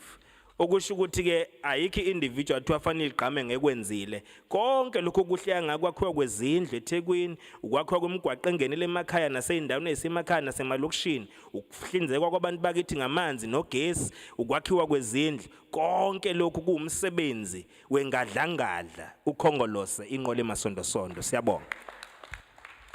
Thank you very much, Your Worship. Is the recommendation agreed? The recommendation is carried. We said no as IFP, Madam Speaker. Sengikhohliwe. All those who are for the recommendation, please raise your hands.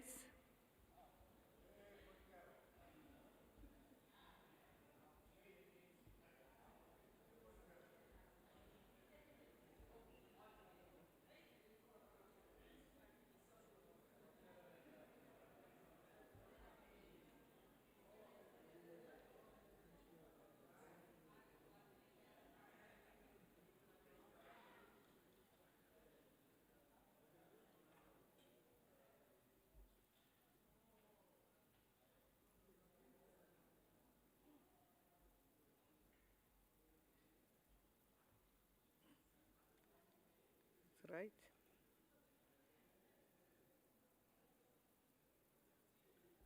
Thank you. Those who are against the recommendation, please raise your hands.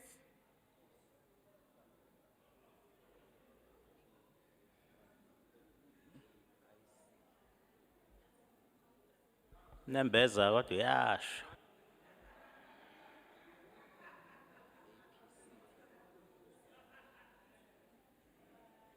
Base nawo Nembeza. Wemdu. Ukuba besithi sifaka imali yokuvuselela nje. Mfana ukwakhiwa kwebeer hall eDalton. Order. Councillor Kwela, I didn't give you an opportunity to speak. Please don't. Thank you. The recommendation is carried. Let's move. Thank you, Madam Speaker. Item number 6, it's a grant funding for city people at Tegwini and memorandum of agreement to reduce the homelessness and related social ills in eThekwini. Committee recommends. Councillor Nkosi. Yeah, thank you, Madam Speaker. Athi ngikhuluma kahle ingane zakwethu ngoba niyathunikala kulento ye-homelessness. 6 million from USDG. Now that is money for electricity,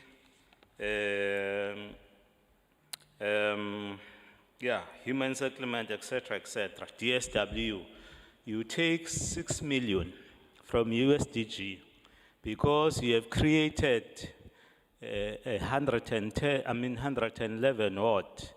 The other ward that was not budgeted for, which is homelessness ward. That you are supporting it very well. I agree with you, Honorable Mayor. But the question, how do they arrive in this situation? It's because we are not utilizing our metropolis to enforce the laws. So it's very difficult to continue supporting this item because we know that if we were serious, where is a country, where can you see a country or a city whereby everyone would say, I'm going to Durban, I will be stranded, I will be begging in the street. These people are selling drugs here, you know that. but because nifuna ukuthi nina nizenze abantu abaglory ukuthi we are taking care nqola emasondo sondo, the mayor just said that. Kunabantu abayifuna ingane zabo bakithi. Let us enforce the law. Ukuthi bagcwele lapha emgwaqeni is their will. Provide these people so then they go back to their home. Leave those who are legitimate. That's what we are saying as IFP. Siyazi ukuthi niyabathanda abantu benu. It's your constituency, it's fine. But asisaleni nabantu abalegitimate abaxakekile. Hayi abantu abazoyixaka ngama-drugs. Siyabonga sivotele item. Councillor Shelembe. Ngiyabonga Speaker. Mhlambe sekomele ukuthi ama council meeting isingawabambi makulesihlanu. Ngoba uma kulesihlanu akhambi kahle. Kodwa ke asibonge futhi ku African National Congress. Ukuthi njoba ngeke ngasho nje Speaker, makulesihlanu engathi kuba khona inkinga kwabanye abafowethu.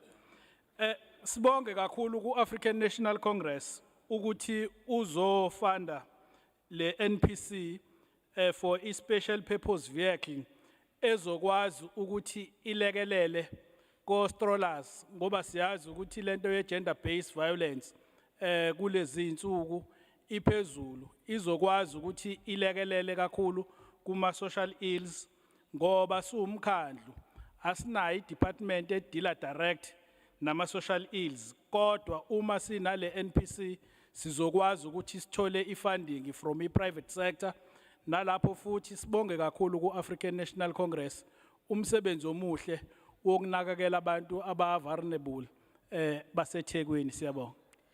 Thank you, Your Worship the Mayor. Asibonge somlomo. Okokuqala nje ekufanele sikuchaze ukubalekile njengamakhansela ngoba masingabeka ukudlala eceleni sibheke responsibility yethu. Lento ethiwa i-urbanization ivela ngenxa yemthetho eyalawulwa ubandlululo ukuthi abantu bakithi besuswe eindaweni ezinomnotho begudlukele befudikiswe beze eindaweni engenamnotho.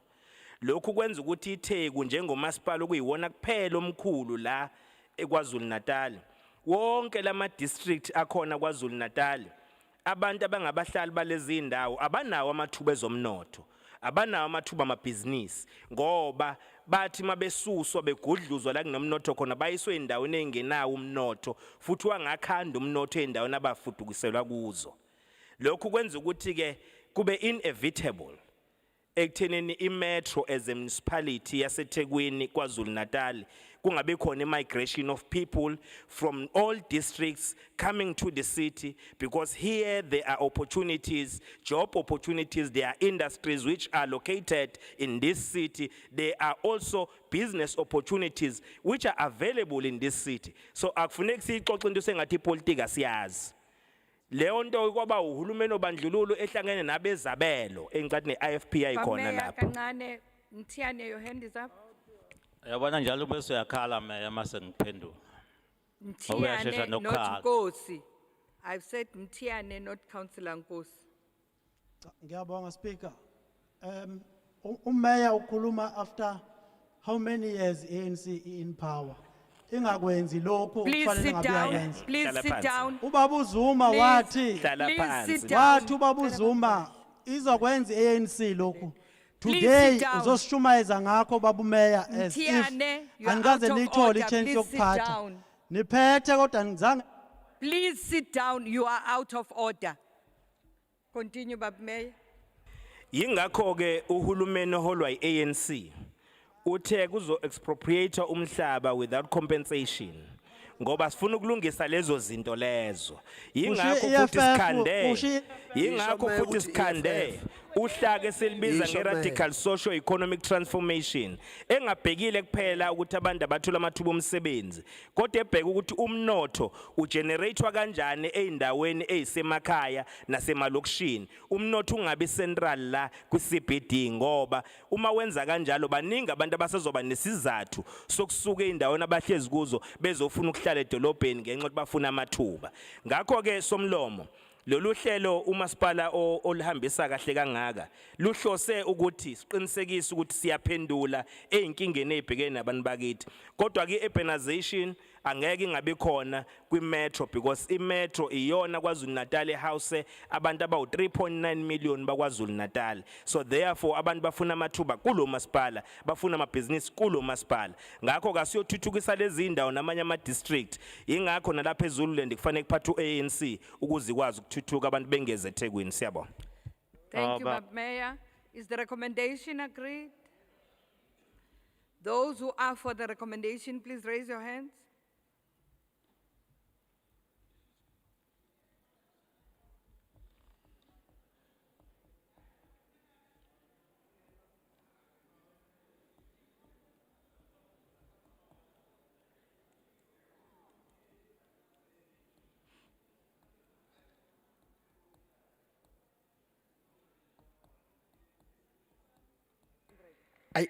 i-DA nibambe kahle. Those who are against?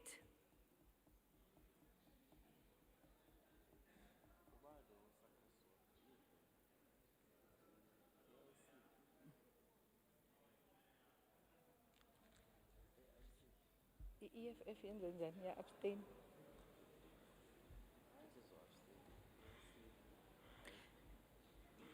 Thank you. Those who are abstaining?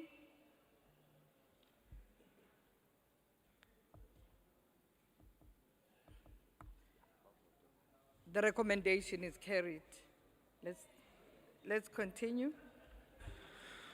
Item number 7, Inkosi Albert Luthuli International Convention Center reporting in terms of Section 101 of the Municipal Finance Management Act, number 56 of 2003, MFMA. Committee recommends. The recommendation noted. Great. Item number 8, Durban Marine Theme Park, Ushaga Marine World. Speaker. Reporting. Thank you. Councillor Nicole? I'm sorry to interrupt the city manager, but the item 7 is for approval. There are items for approval. Agreed. Agreed. Yes, the recommendation Thank is you. Agreed. is carried. Let's move. Item number 8, Durban Marine Theme Park, Ushaga Marine World, reporting in terms of Section 101 of the Municipal Finance Management Act, number 56 of 2003, which is called MFMA. Committee recommends. Councillor SCBC? Thank you, Speaker. Belling. Now, we all know that there's been a global pandemic, and we all agree that it has affected a lot of entities, including Ushaga Marine World. But we all know that it wouldn't be true to state that Ushaga Marine World was fully booming before. Councillor SBC, sorry to disturb you. Can I be allowed to take a 1 minute break? I'll be back. Continue. Okay. We all know that Ushaga Speaker. Marine World was not booming prior Speaker. to. City Manager, in the absence of the Speaker, someone must chair the meeting. Even if it's 30 seconds. I'm available. All right, I will chair, thanks. If the House agrees. Well, Agreed. we normally elect someone to chair, so. Not for the break. Not for the break. No, carry on, thank you. Ngubela, City Manager. Yes, you can continue, thank you. We all know that before the pandemic, Ushaga Marine World was not exactly booming, because in the past 2 years, we've had a decrease in the footfalls, which is the number of people visiting. And we need to make sure that for Ushaga Marine World to work, we need to have a proper plan to ensure that they at least break even when it comes to their expenditures. We can't allow a situation where we continuously use the ratepayers as a burden to sorry, bail out. Councillor, just hold on, the clock is not working. Is it working?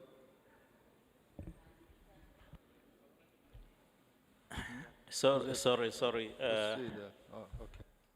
Baba Nzunza, can I get legal opinion, whether what we are doing is correct or not. Because if the speaker is not present, if someone raises a point of order, the meeting, I don't think it can be shared by you. Can I get a legal opinion? Thank you.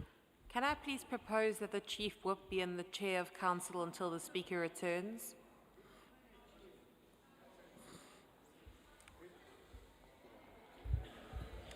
Yeah, Councillor Graham is proposing that the Chief Whip chairs the meeting in the meantime. You will recall that when I gave this council advice in September or August last year, you were all up in arms when I told you that you could not have an official chairing a meeting of councillors. None of you wanted to listen to me, but I guess a year later, you are accepting my advice. Okay, This is not a time to boast. if there is a complete agreement with Chief Whip, maybe he can come to the front because it's just a comfort break for the speaker so that we can continue. He's just finishing his muffin. He'll be right there. I second the name.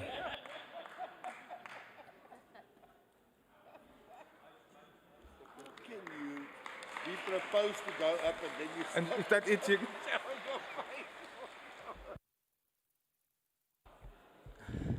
I don't know, Mr. Mhlong, whether you were giving me a legal opinion. Was that a legal opinion?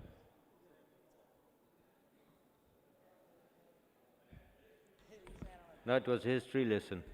Thank you, councillors. Honorable BC, you may continue. Thank you. No.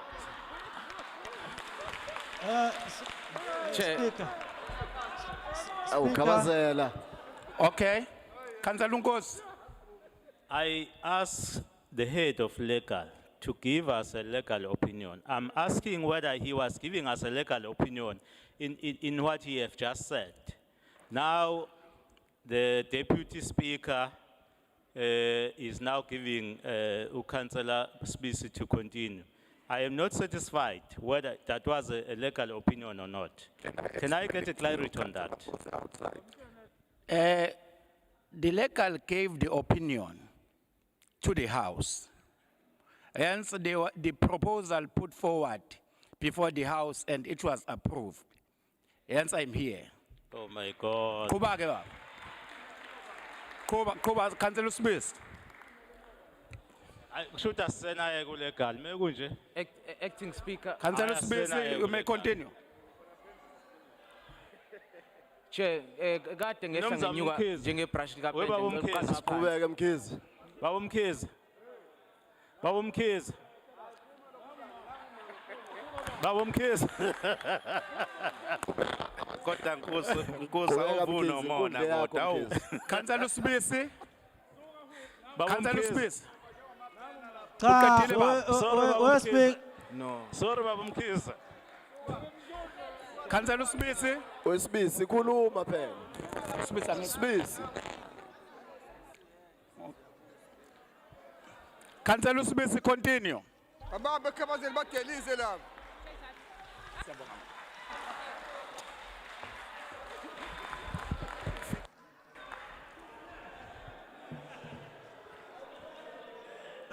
Speaker. Speaker. Speaker, Councillor Mtetwa. let me once again appeal and request you, Madam Speaker, to assist us. The public out there is watching us. We are here to work. If it means that you order people to leave this meeting, please do so. Especially Councillor Ngozi. Thank you very much. Councillors, colleagues, councillors, we are here because we are serious and people elected us to come and assist them. We can't be playing here like kindergarten kids. Let us be serious in doing our work. What's the point of order, Councillor? Oh, what's your point, Councillor Kosi, is that Kosi? Ngiyabonga somlomo ukuthi ubuye ngoba impela besiqala ukuba nenkinga. Angimazi ngempela ukuthi ungifunani umthetho kodwa uzosho uma siphuma lapha nje ukuthi yini yakhe ngidlile. Madam Speaker, lesikhathi uphandle ngicela legal opinion. Wakhuluma ke umnumzane uMhlongo. Sengibuza kuyena ukuthi ubenikeza legal opinion yini. Ngicela ukuthi angisize kulokho ukuthi yes bekuyi legal opinion or not. Yilokho nje. Sengixoba kamakhona ke kumthetho angimazi ukuthi yini lemthunukayo ke. Okay, there was another hand. Whose hand? Tian, lalela before you speak. Ngiyakucela, ngiyakuncenga, don't waste our time. We haven't come to play here. We've got work to do after this meeting. So, ungadlali nje. Ungadlali, we haven't come to play here. Is that a point of order? Phethe isixazululo. Section 41 Esani isixazululo? Section 41 we Municipal Structures Act. Esani isixazululo? Cha kule iyabadala sibhekene nayo. No, the speaker is back, sit down. Mtiane. Cha, Speaker. Councillor Mtiane. Speaker. Councillor Mtiane, I'm making a ruling. And if you don't want to listen to me, please hamba. Please hamba. If you don't want to listen to me, hamba, I am back now. Let's continue doing our work. Councillor Kalnile, please talk to your member. Please talk to your member. Continue, Smisi.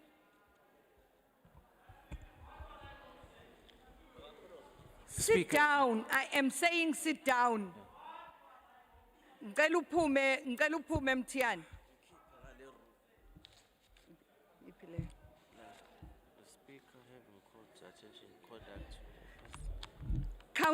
Councillor Mthiyane.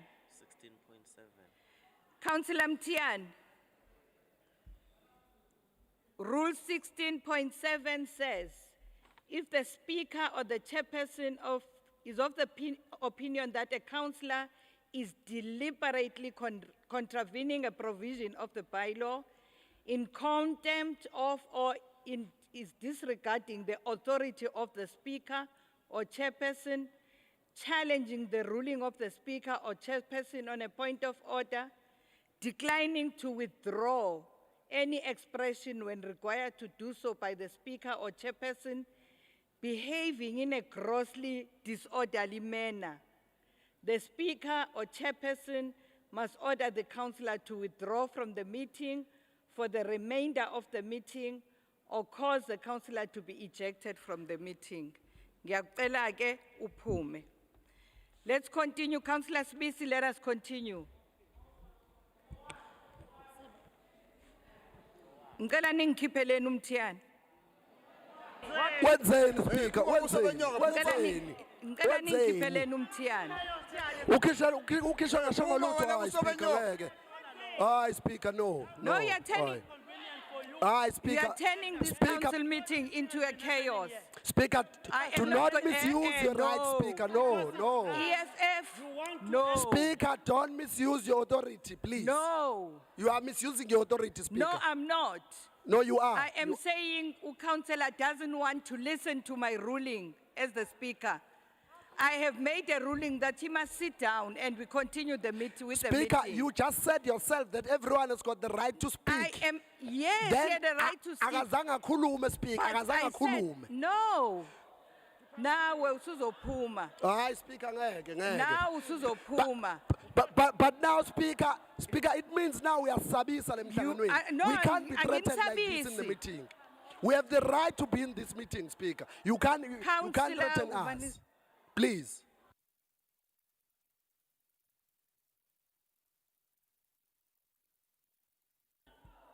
Kanyile. Speaker. Speaker. Order. Order. Order, colleagues. Order, colleagues. Ashuka hilo sakumi. Order, order, order. Speaker, Yes. Speaker. Umsindo.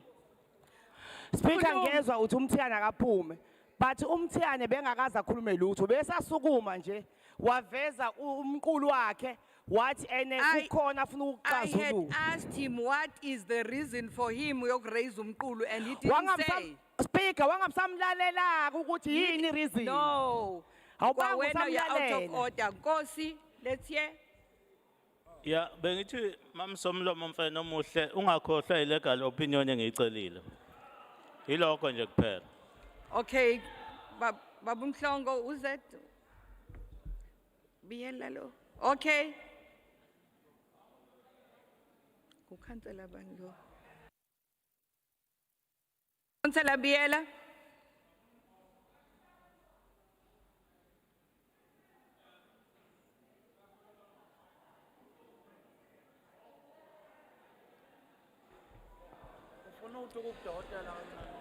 Somlomo angibonge. Ebengifuna ukucacisa lokhu ukuthi ngesikhathi ucela nje umzuzu owodwa uphuma. Ubani ocacisayo? Yimi.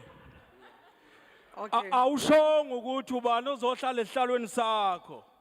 Njobani usubuyako usubona umhlonishwa esuka lapha na indlu kayizinqumo ukuthi kayohlala lapha. Umcabanga ukuthi umthiyane befuna usomqulu uvezela lokuthi ubani onquma ukuthi usoswebhu kayohlala lapha na phezulu. Okay. Ngiyabonga. Okay, I'll investigate that. Let us continue. Joman. Thank you, Madam Speaker. I don't know what am I expected to say because I did pronounce on the legality of an official presiding over a meeting of councillors. I even cited a historical example where I gave the same opinion which was rejected by this House. Therefore, I said I support what Councillor Graham was proposing in terms of proposing Councillor Mkhize to chair. So I don't know what other opinion or should it be written because I'm repeating myself. I said each and every word of what I'm saying now. Thank you. Continue, Councillor Sibisi. Thank you, Speaker. Now, I think we all know that... Sorry, Madam Speaker, before I go back, Councillor Smith. Councillor Nkosi. I think, Jomane, I respect you a lot. But I can't tolerate what you are trying to show me. That attitude to say you don't know whether you must write. I did not hear what you were saying. So if I ask to give me a legal opinion, I'm asking it genuine. So let's not come with an attitude. I respect everyone. So I can't accept what you are doing, honestly. Just give me what I've asked. If you are not, you say no. Thank you, Madam Speaker. But from what I'm hearing, he gave you the opinion. He is now repeating what he said previously. What else do you want? No, Madam Speaker. While he was talking, I heard part of proposing. So is it a crime if you do not hear what a person is saying to ask a clarity? It's not. But what's your problem now? Because he's repeated what he said. It's not, my problem is an attitude if he's saying he don't know whether he must write. It's We'll like, check the attitude. Let's allow Sibisi to continue. continue, Babu Smith. Attitude, nje ngayifuni. Thank you, Speaker. We all know that during the global pandemic, a lot of entities have been negatively affected, and Ushaga Marine World has definitely been one of them. Now, as I mentioned earlier, we all know, though, that it can't be true that Ushaga Marine World had been booming before this happened. For the past 2 years, the amount of footfalls have been decreasing gradually, although that's the number of people entering the park. Now, we need to make sure that we come up with the proper plan as a city to ensure that Ushaga Marine, at the very least, is able to break even and reaches a stage where it's self-sustaining. We cannot be in a situation where ratepayers will have to continuously be bailing out this entity. Now, one of the important parts of this is SAMBRA, which deals quite a lot with the marine world life of things. We need to make sure that they remain functional and they work well. We've seen that they have been also having a lot of students coming through, and not only is this good for Ushaga Marine, it's also been good for the entire coast and the environment as a whole. Now, Somlomo, into esinga-understand kahle hle ukuthi why imali ingasakhokha directly to SAMBRA, why imali manje sizoqala idlule ku-DMTP. Siyazi ukuthi kulo masipala wethu imali idliswa kwe-Kaizer Chiefs. So fanele senze sure ukuthi uma imali izosuka endaweni ethize iye endaweni ethize, sine sure ukuthi imali izosebenza ngendlela efanelekile. So Somlomo sizo abstain kule item. Ngiyabonga. Wena coconut. Ukufundisa nje esikoleni. Councillor Smith, yimina ofuna ukuthi you are out of order. Uthi imali idluswa kwe-Kaizer Chiefs are out of order. Withdraw a check. Let's allow Councillor Madlala. Thank you very much, Speaker. Inhlangano ka-African National Congress. Ngiyaqolisa Speaker, yangishashwathisa lisha nje. So African National Congress siyayisupporta le report nama recommendations ayo. Ushaka Marine Theme Park solo kuyavulwa ngo-2004 isi-create imisebenzi angaphezulu ka-15,000 imisebenzi e-direct ne-indirect. By indirect sichaza ukuthi kuyenzeka ukuthi ngaphandle kwe-Marine Theme Park kukhona izitolo ezikhona lapha yana, kukhona namanye amabhizinisi azuzayo ngenxa yobukhona bashaka Marine la ikhona. 15,000 imisebenzi seyakhile solo kuyavulwa. Kunjalo nje iShaka Marine isilekelela kakhulu emizamweni yedolobha yokuletha abavakashi. Yenye yama anchors ethu izinsika zethu zokwenza ukuthi abahlali bavakashe le dolobha kanjalo nje nekwaZulu Natal yonke. Ngakho idlala indima ebalekile. Okwesithathu ubukhona bayo lapha busebenza njengensika ebalekile ekuthuthukiseni kwedolobha. Uzobona ukuthi njengoba sekukhona ku-extendwe i-promenade, njengoba kukhona leya development ezoqhamuka lapha esipartnership nama-Malaysians kuyona, njengoba kwenziwa i-passenger liner berth lapha konke lokho kwakhiwe kwazungeza ikakhulukazi ebukhoneni beShaka Marine Theme Park lapha okuyenye yezingxenye zemizamo yokuthuthukisa idolobha silibuyisele esimweni esiyilona ukuze kwazi ukuthi ku-addresseke le yade kade kukhulunywa ngayo abathe i-rate space ukuthi sandise sibuyise osomabhizinisi eThekwini ukuze sikwazi ukuthi sibakhokhisa ama-rates kubaluleke kakhulu.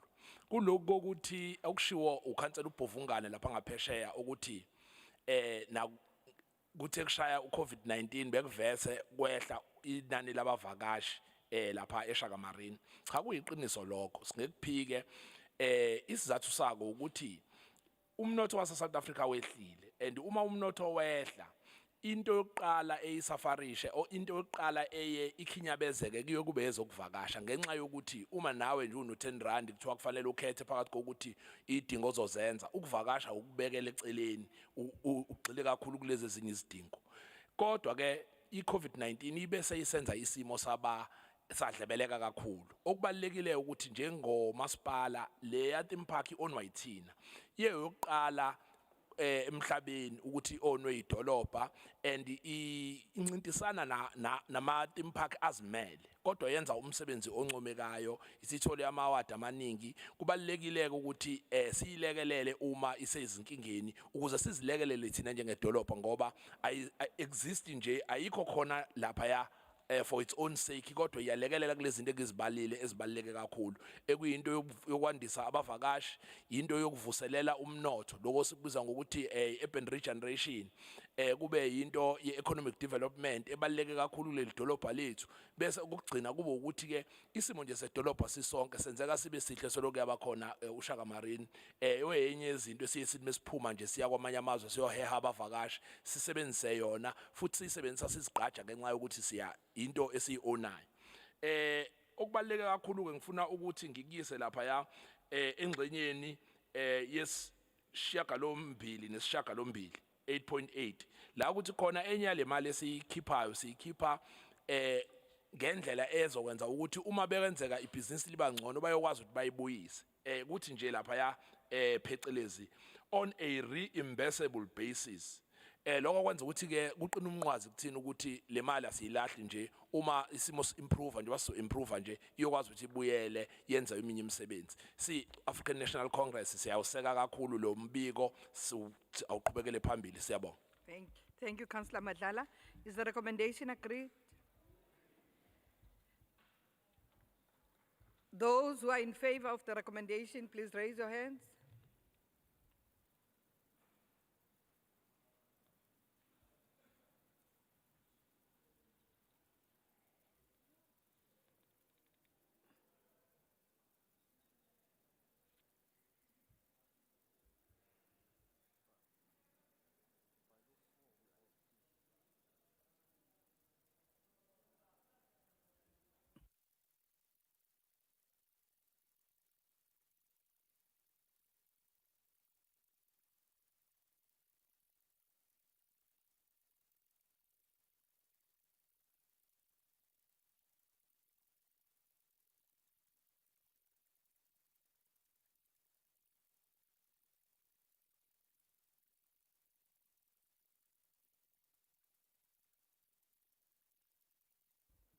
Thank you very much. Those who are against the recommendation?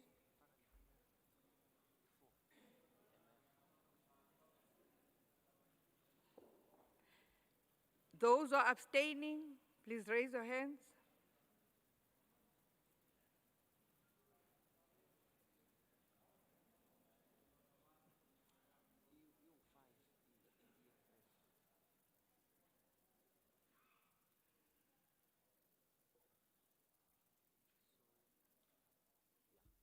Thank you. The recommendation is carried. We now move to the MPEC report. Slalo, over to you.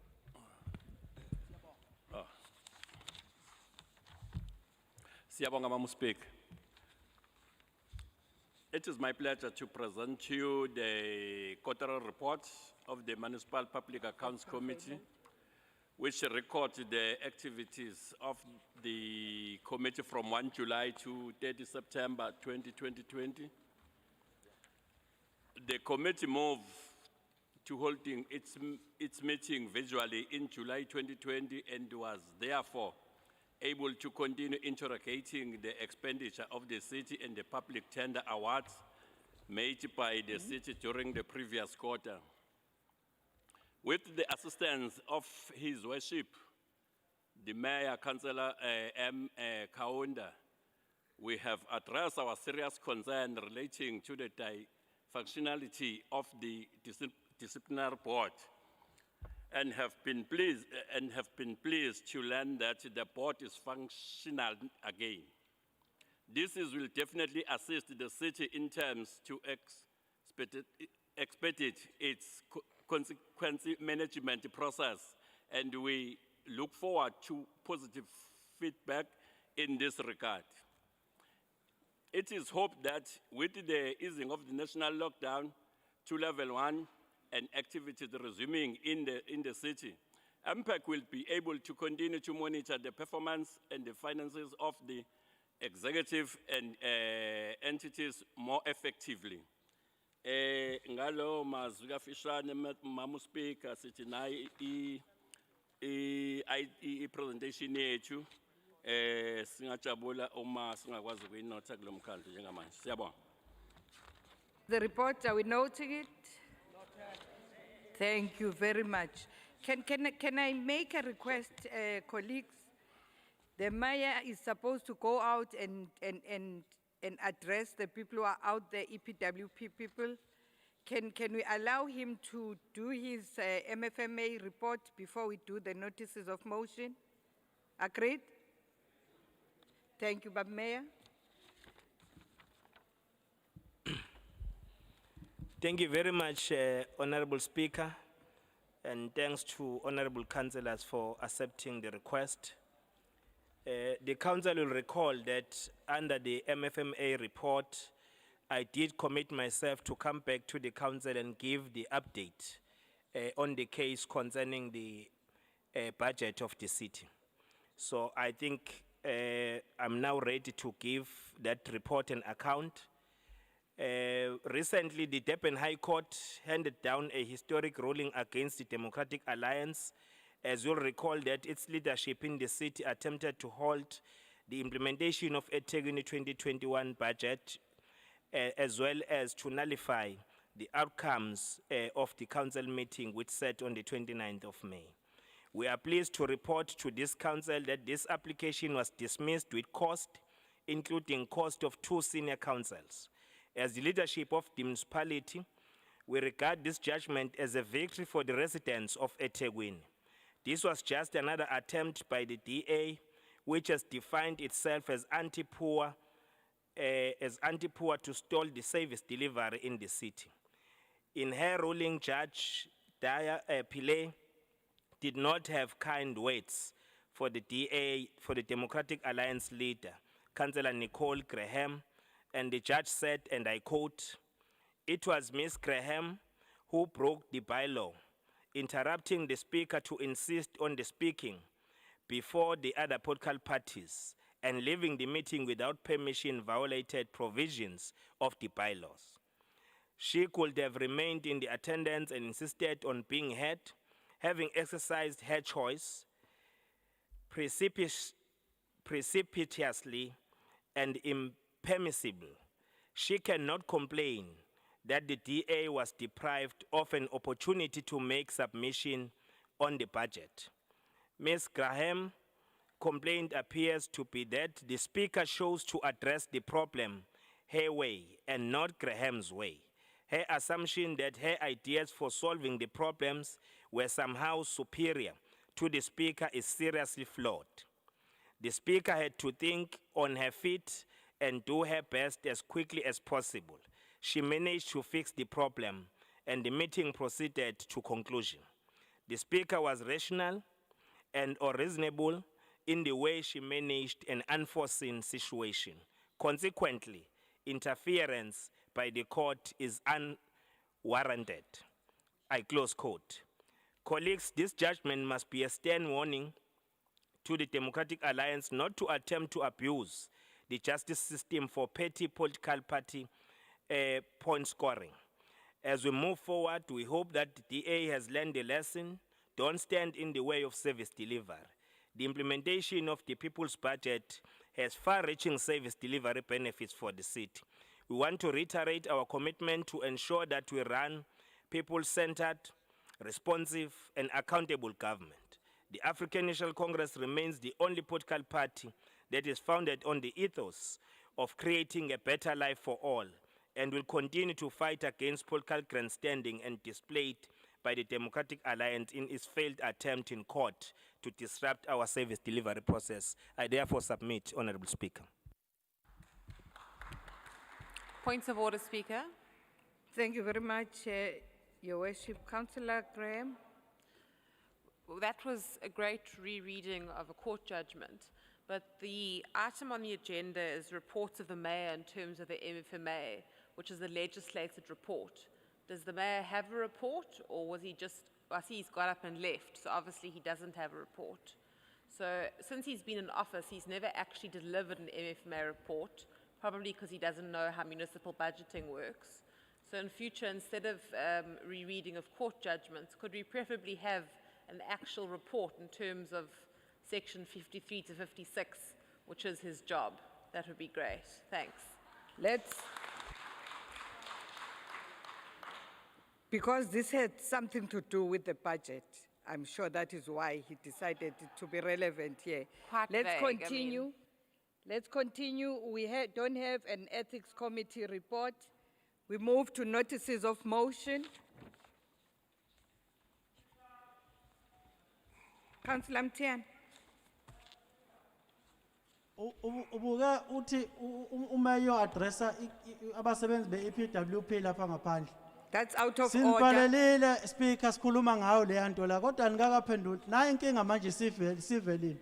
Phendulani phela ngoba sibhalile sakhuluma ngayo. Ngicela uhlale phansi. Laba abasebenzi sebegcwele ngaphandle. Ngicela Kwenziwe uhlale njani? phansi. Ngicela uhlale phansi Siyabonga. Mtian. Let's move notices of motion. Page 38. Councillor Naidu. Thank you, Madam Speaker. Madam Speaker, there is an old saying, you can fool some of the people some of the time, you can't fool all the people all the time, unquote.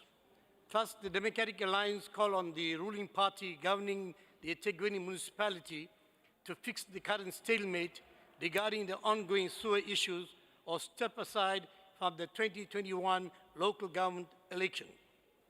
Currently, the streams, the rivers, the beaches are polluted with raw sewer on a daily basis, and no one from the ruling party seems to care enough to address this mess.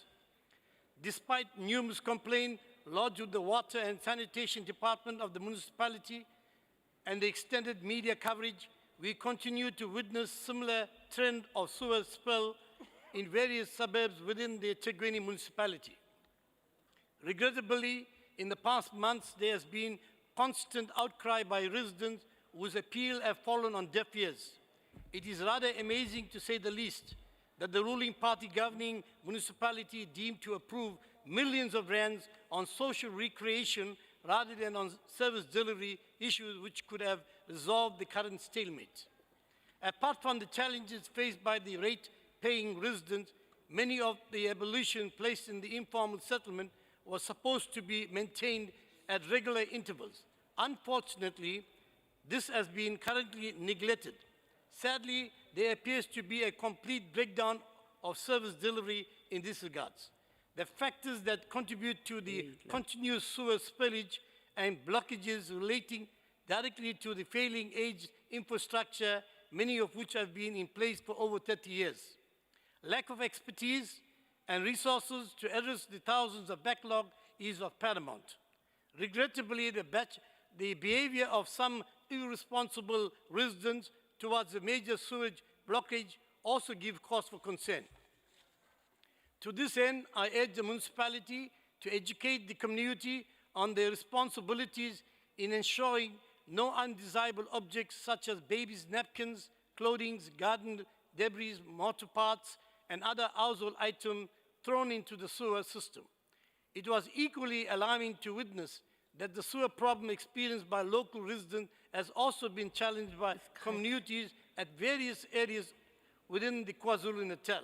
A problem where even the ruling party of the provincial government has also failed its people to create a clean and healthy environment is unacceptable.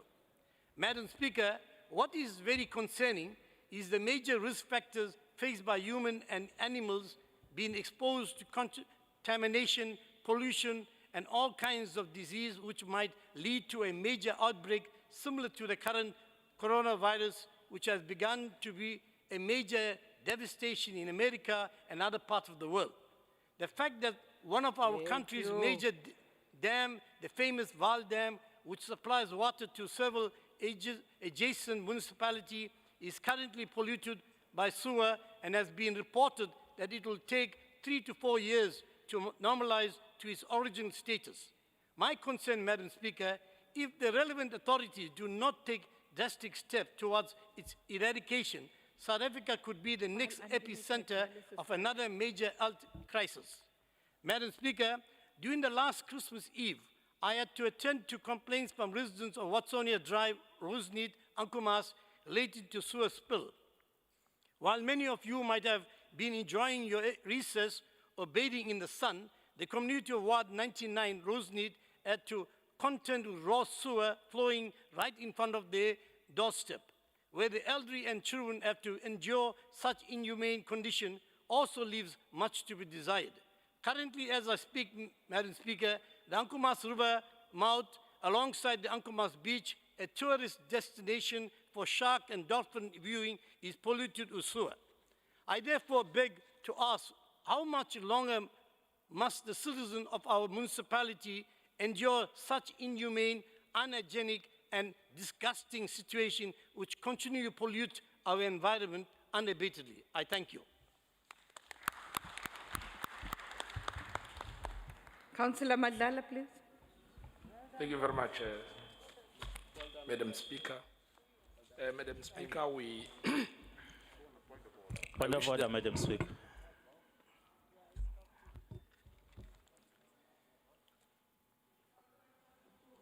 Thank you, Madam Speaker. I just wanted to check something here, Madam Speaker. Whether can we continue with the motion if the seconder is not present in the meeting? Oh, the seconder is not here. Can we get a legal opinion?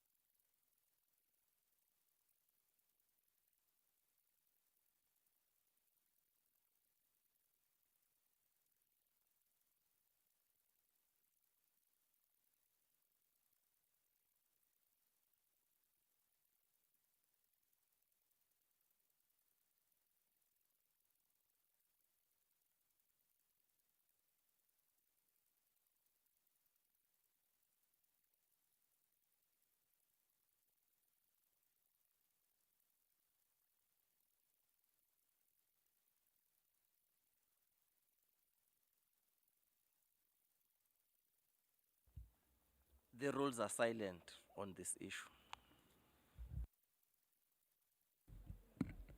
Let's then allow Councillor Madlala and then we vote. Thank you very much, Honorable Speaker. It is always sad to see us as a house politicizing what are social problems and what we should be working together to resolve. We all know that the development in this city was skewed because of our political past. We know that when this democratic government took over, we had a backlog of service delivery.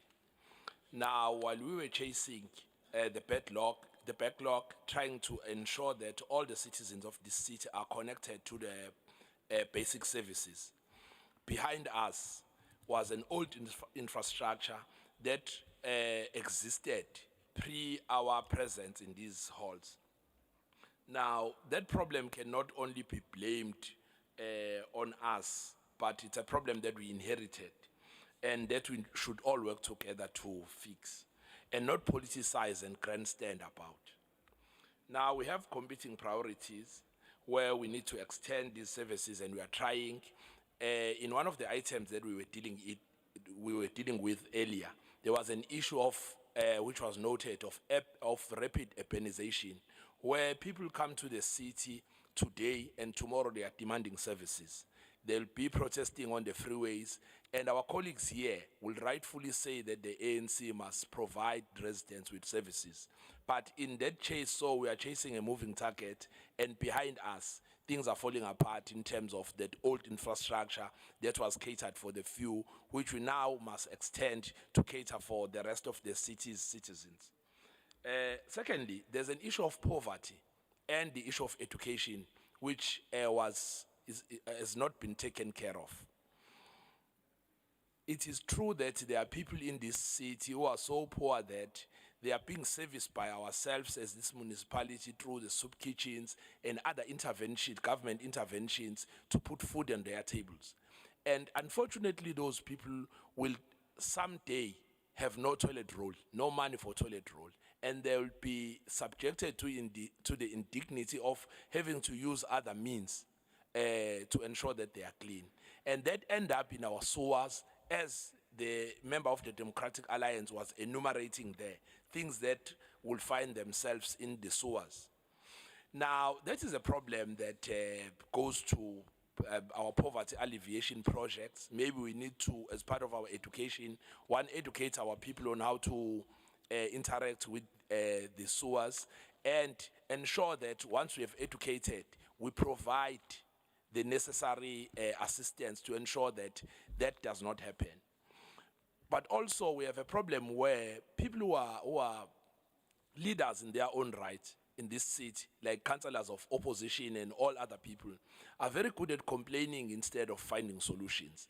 Now, if you come across a burst pipe or an overspilling of sewer, most people will report, a reasonable person will report that to the relevant authorities so that it gets fixed. But another person who wants to grandstand politically will take a picture and post it in the media to show that how the city is failing, instead of being a responsible citizen. So we need that education, and that education needs to start here in the manner we're raising issues. And lastly, there are many interventions that we are making, some of which are stonewalled by the Democratic Alliance and its allies in this chamber, where we're trying to intervene to resolve some of these problems. But now they are coming with this. So we'll reject this because there are programs that are addressing this, and it will not be addressed by grandstanding politically. So as the ANC, we reject this. Thank you. Thank you, Councillor On a point of Madlala. order, Means the ANC doesn't accept the norm. Those who are in favor, because you've already had your opportunity to talk on the norm.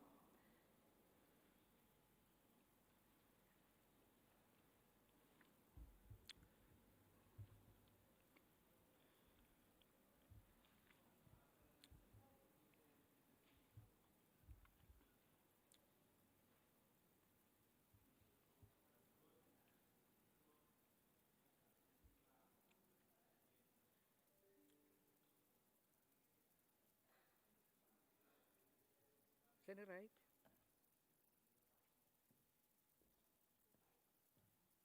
Are you done? Thank you. Those who are against, please raise your hands.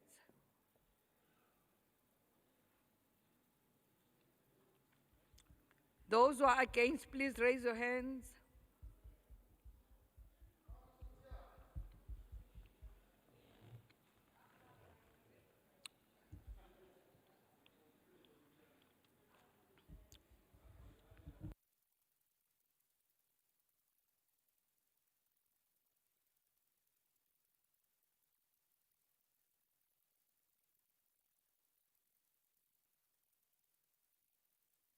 Thank you.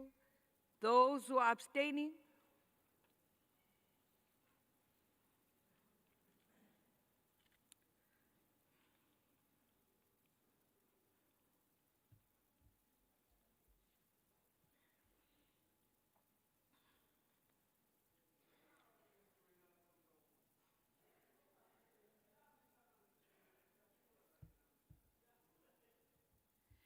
Thank you.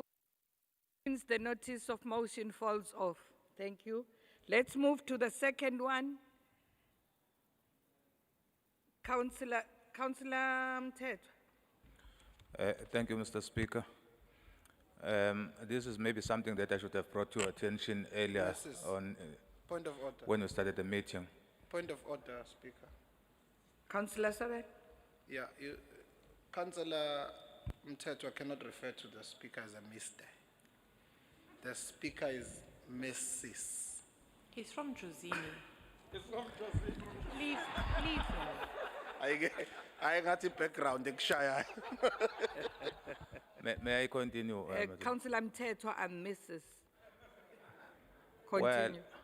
well, anything is possible, but Mr. Speaker, Please withdraw. I withdraw. No, on a serious note, Madam Speaker, this is maybe something that we should have brought to your attention earlier on when we started the meeting.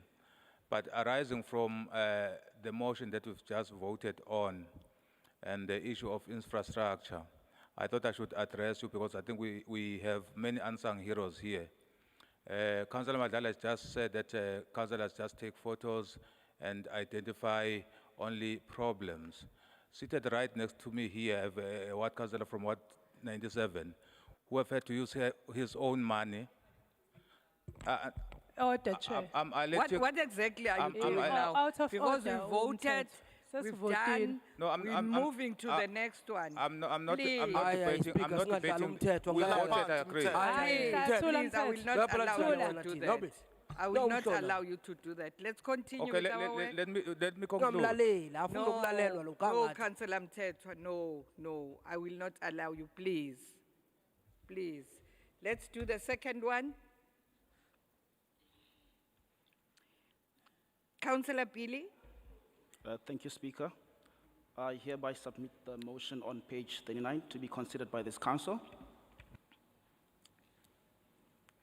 Is the notice of motion accepted?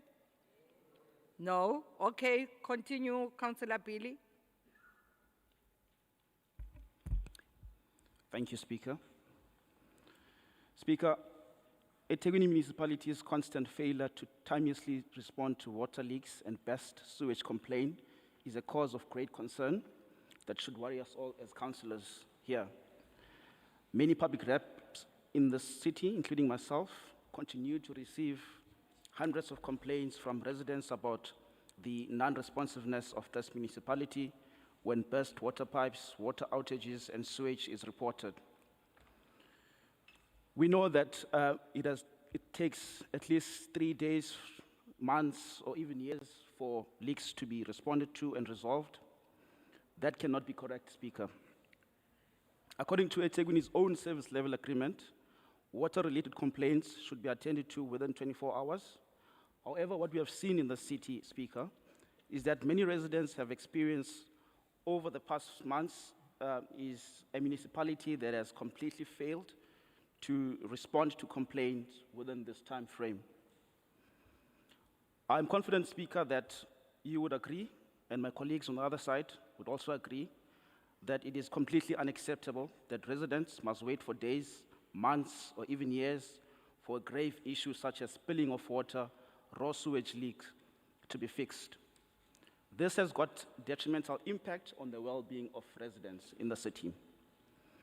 Speaker, not only do these failures have severe financial implications, often burst water sewage pipes occur in residential areas where people, including children in particular, walk every day and play at the same time.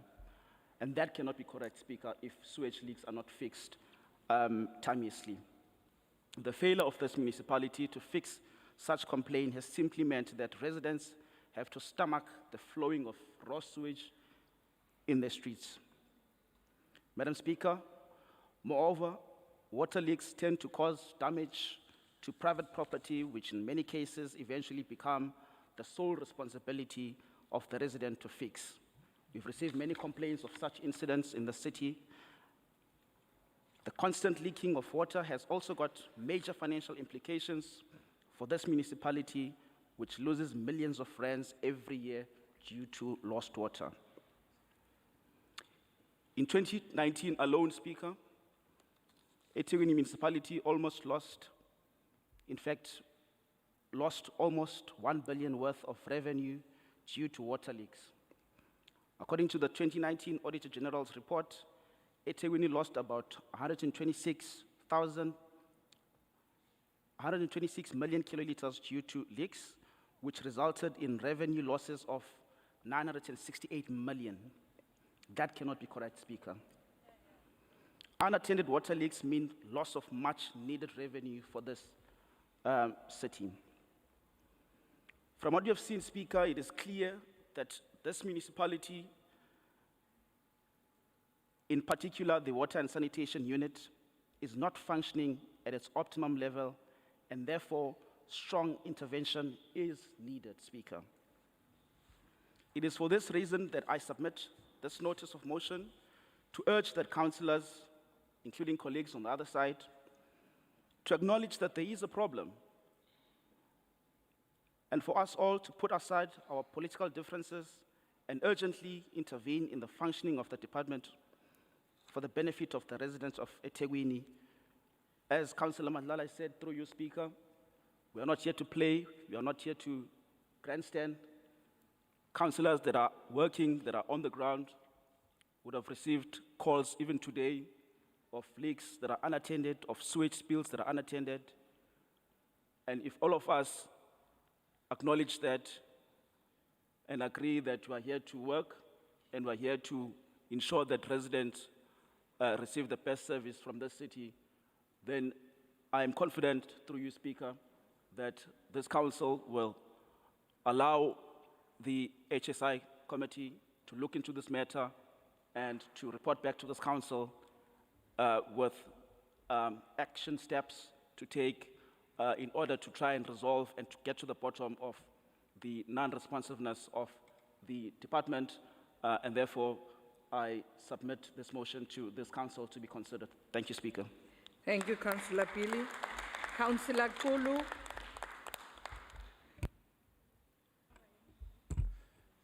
Thanks, Speaker. Mhlambe angiqale ngokuthi kunento ethi the one who sees a problem and then does not have a solution, therefore there is no problem, but he is a problem himself.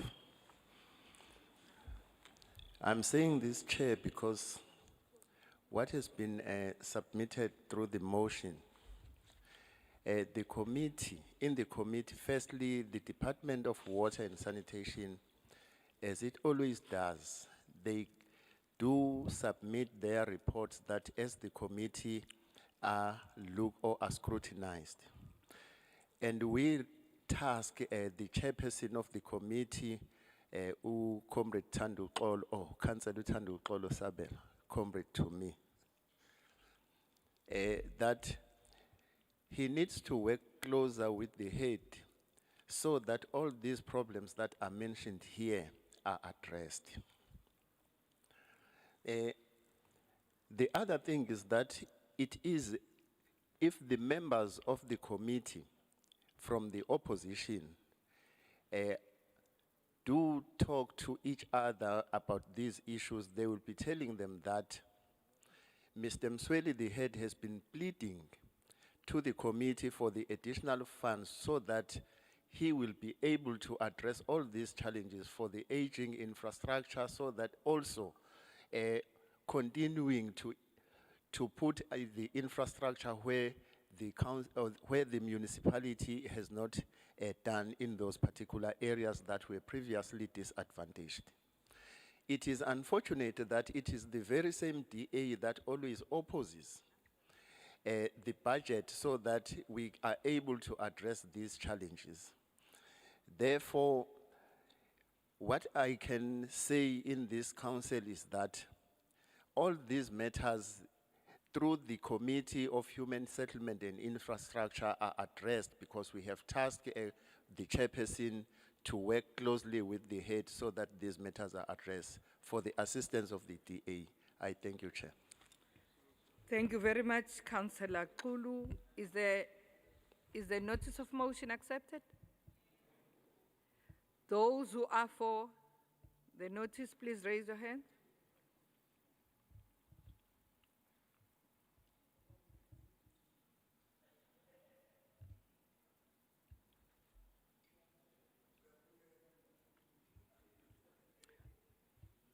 Thank you. Those who are against the motion, please raise your hand. Ngiyaqala ukuzuqula ekhuluma into enesense. Lokho abakhona.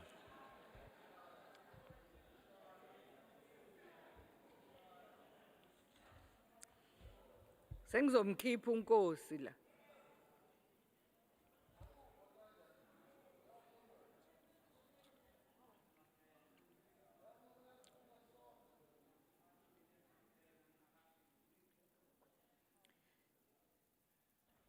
Yikho uvota kanje wenkosi. Usiphakamisela umone wa. Thank you. Those who are abstaining, please raise your hands.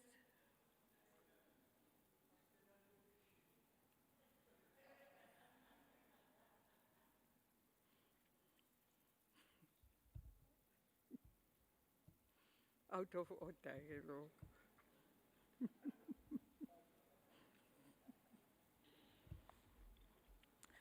Thank you. Then the notice of motion falls off. Thank you.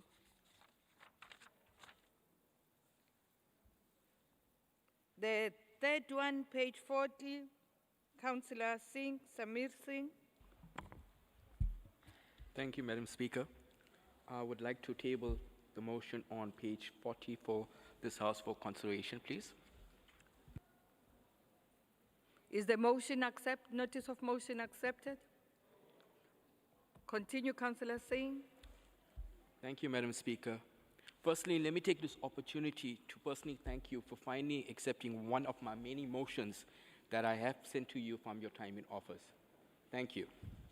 Through you, Madam Speaker, Honorable Mayor, if you were here to listen to our motions. When the DA put in motions, we don't do this in order to make your life difficult, but we put in motions to better the lives of the people who elected us to serve them. This motion is a clear indication of what the people desperately need as part of efficient service delivery. For my colleagues on the other side who do not want to support this motion, let me paint a picture for all of us. You wake up in the morning knowing that you have a hard day in office. Okay, maybe for some of y'all. You want to enjoy that first morning cup of coffee or tea, whichever you prefer. You then walk outside to admire the beautiful home that you worked very hard to build. But on the other side, there is a vacant land that is an eyesore. There is illegal dumping of garbage, bags, napkins, and other foreign objects, which is not pleasing to mention. Now, who are you going to catch in order to find when there's no evidence on who's dumping on this unmaintained lands? I'm sure there will not be a name or barcode on these napkins to trace. So why should the communities live in filth? Why should the property values drop because of negligence of the responsible departments who do not action or find these private owners or developers who allowed their lands to become a dump site? Why should any of us want to entertain this image? Madam Speaker, why must it be the communities to keep cleaning these unmaintained private lands? Why do we request DSW to keep going and cleaning up these places when it's not their responsibilities? Why do we not hold these private owners or developers accountable for maintaining their lands? We claim to be a caring city to the outside world, but we don't care about our own ratepayers by keeping our own backyard clean.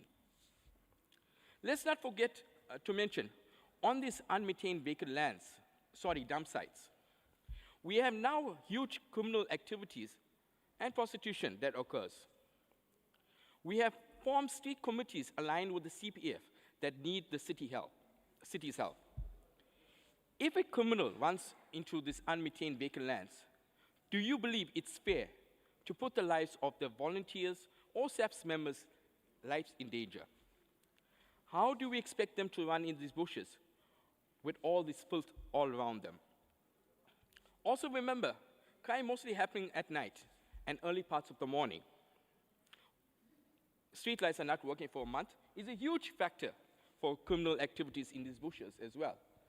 Madam Speaker and the City Manager, I have also delivered a petition from the residents of Phoenix, over 3,000 signatures, with regards to the streetlights not working. I hope this will be able to take this and put it as a priority. Again, to my colleagues on the other side, do you really want to live in a dream home where you work so hard to build, be built next to a dump site? I say not. When we catch a person dumping, we find them. But when we can't, we should find those who are responsible owners of these lands.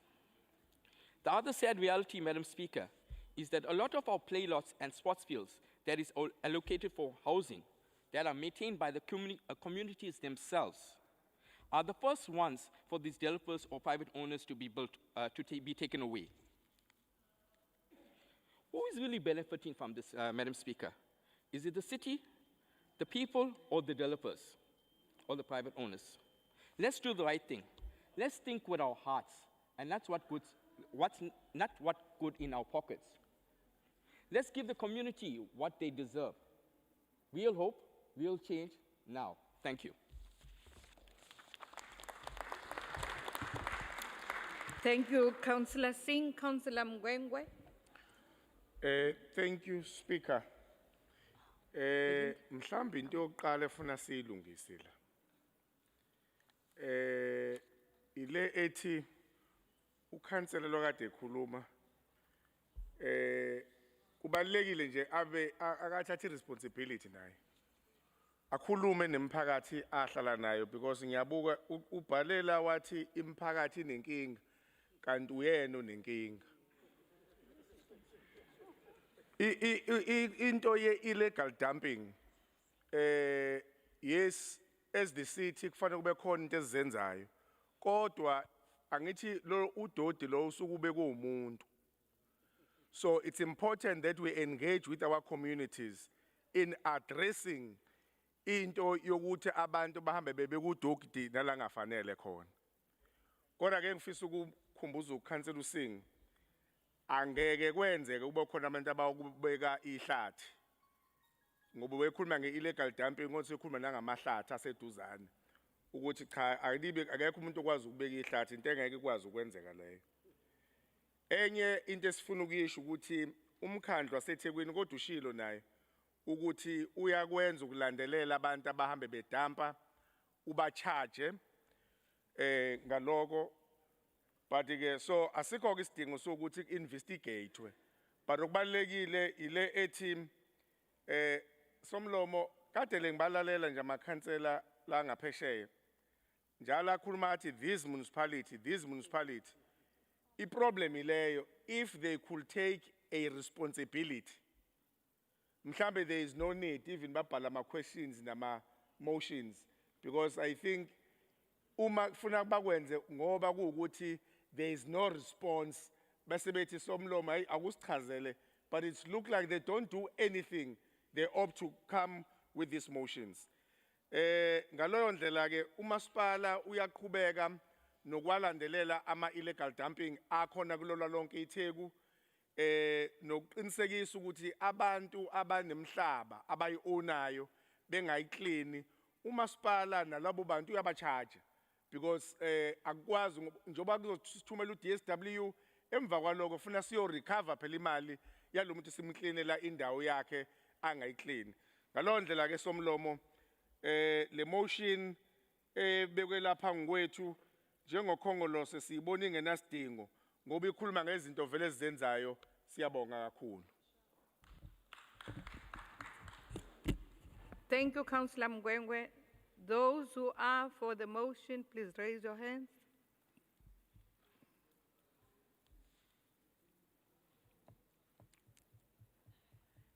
Singababali laba bangaphakamisanga. Uvote esitulweni sakho Mthetho.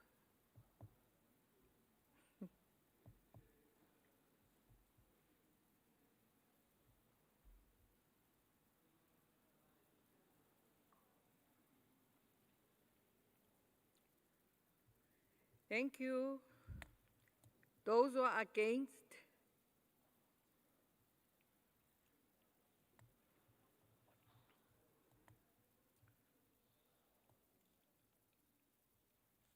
Abekho aba-abstainer. Kanti imnandi kanje lento yokuba against madoda.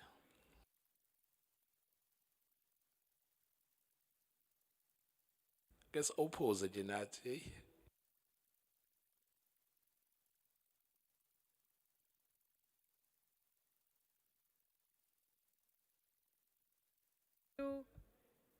Are there people who are abstaining?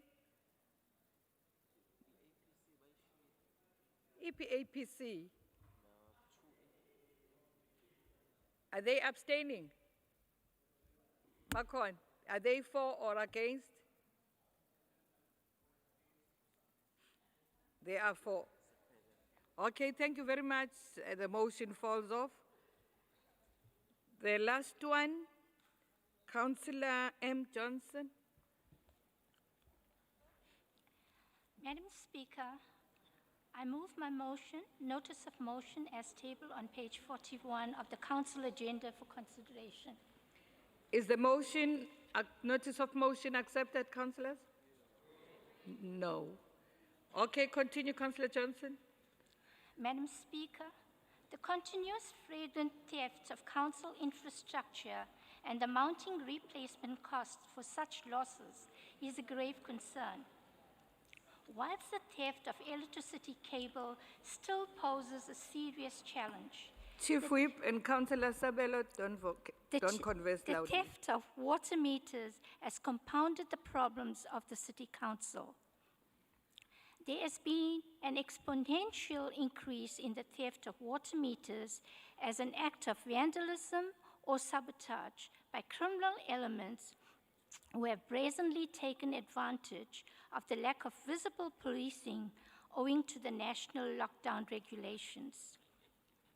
This blatant theft of meters is not peculiar to just my ward, where between 5 to 8 meters are reported stolen several times a week, but to the greater eThekwini region.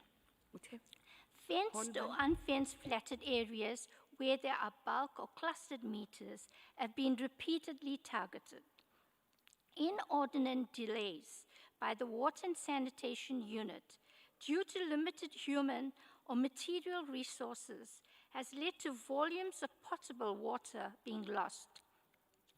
This also adds to the insurmountable, unaccounted for water losses to the city. Consumers are left without water at times for days, eliciting great frustration and anger. The cost of replacing a 15 millimeter water meter is 2,078 Rand 51 cents, but the tariff can increase according to the size of the meter. Yet these costly council assets are sold for a pittance, or 80 Rand at some nearby scrapyards, or they may be reused in other areas of the city. The total number of water meters stolen in the 5 zones of the eThekwini region from the 1st of March to 28 September was 521, of which 392 alone was stolen in the northern zone in September. But as at yesterday, this number for the North region has increased to 520, costing over R1 million in replacement costs. For the above reasons, Madam Speaker, I request that this council resolves HSI committee investigate and report back the necessary funding for the initiation of a rollout of program of the plastic water meters. I thank you, Madam Speaker. Thank you, Councillor Johnson. Councillor Kaunda. Thanks, Speaker.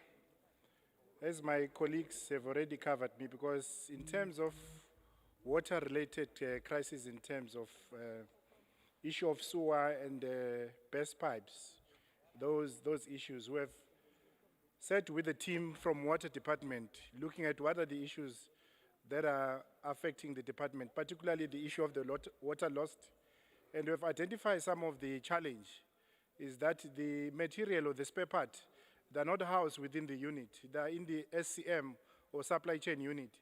For them to be able to have pipe or something to replace those pipes, they still have to do some acquisition from the other department before they able to repair those pipes. Those are the issues that we have dealt with, and we have made some recommendation to the department to ensure that all the parts and materials that are needed during the repairs need to be housed within the unit so that the unit can able to respond timelessly if there are issues. We also ask them to look at other alternative meters in terms of challenge of thefts of the water meters. Those are issues that we have dealt with, and we've also waiting the report. I hope the report will be ready for the HSI meeting in relation to what we have raised when we were meeting with them. Thank you, Chair. Thank you very much, Councillor Kaunda. Those who are for the notice of motion, please raise your hand.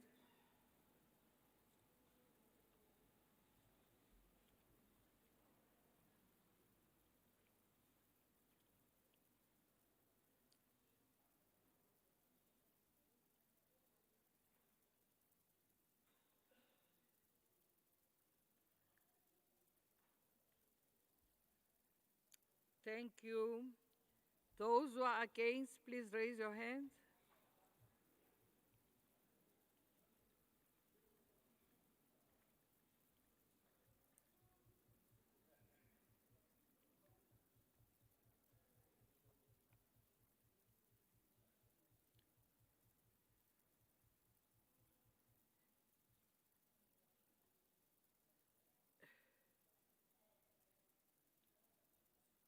EMF is against.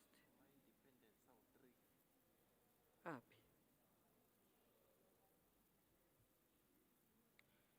Oh, 3? Okay.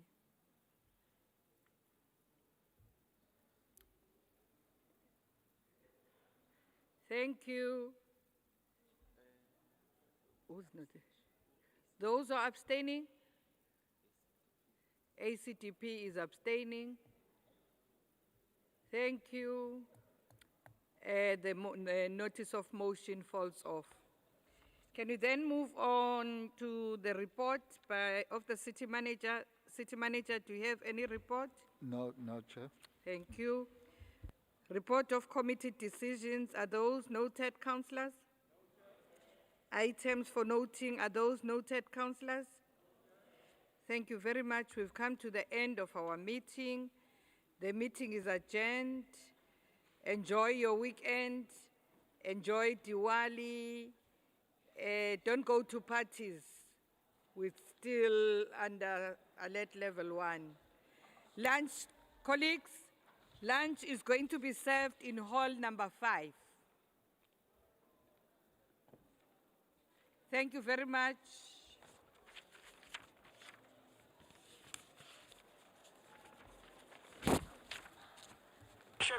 Wajabu sisulu owathike awalela ixosho zikuku unamanga wesisulu ndini kali kwakangeli kaNkulunkulu mntaka nobhonxula ikhobokhobo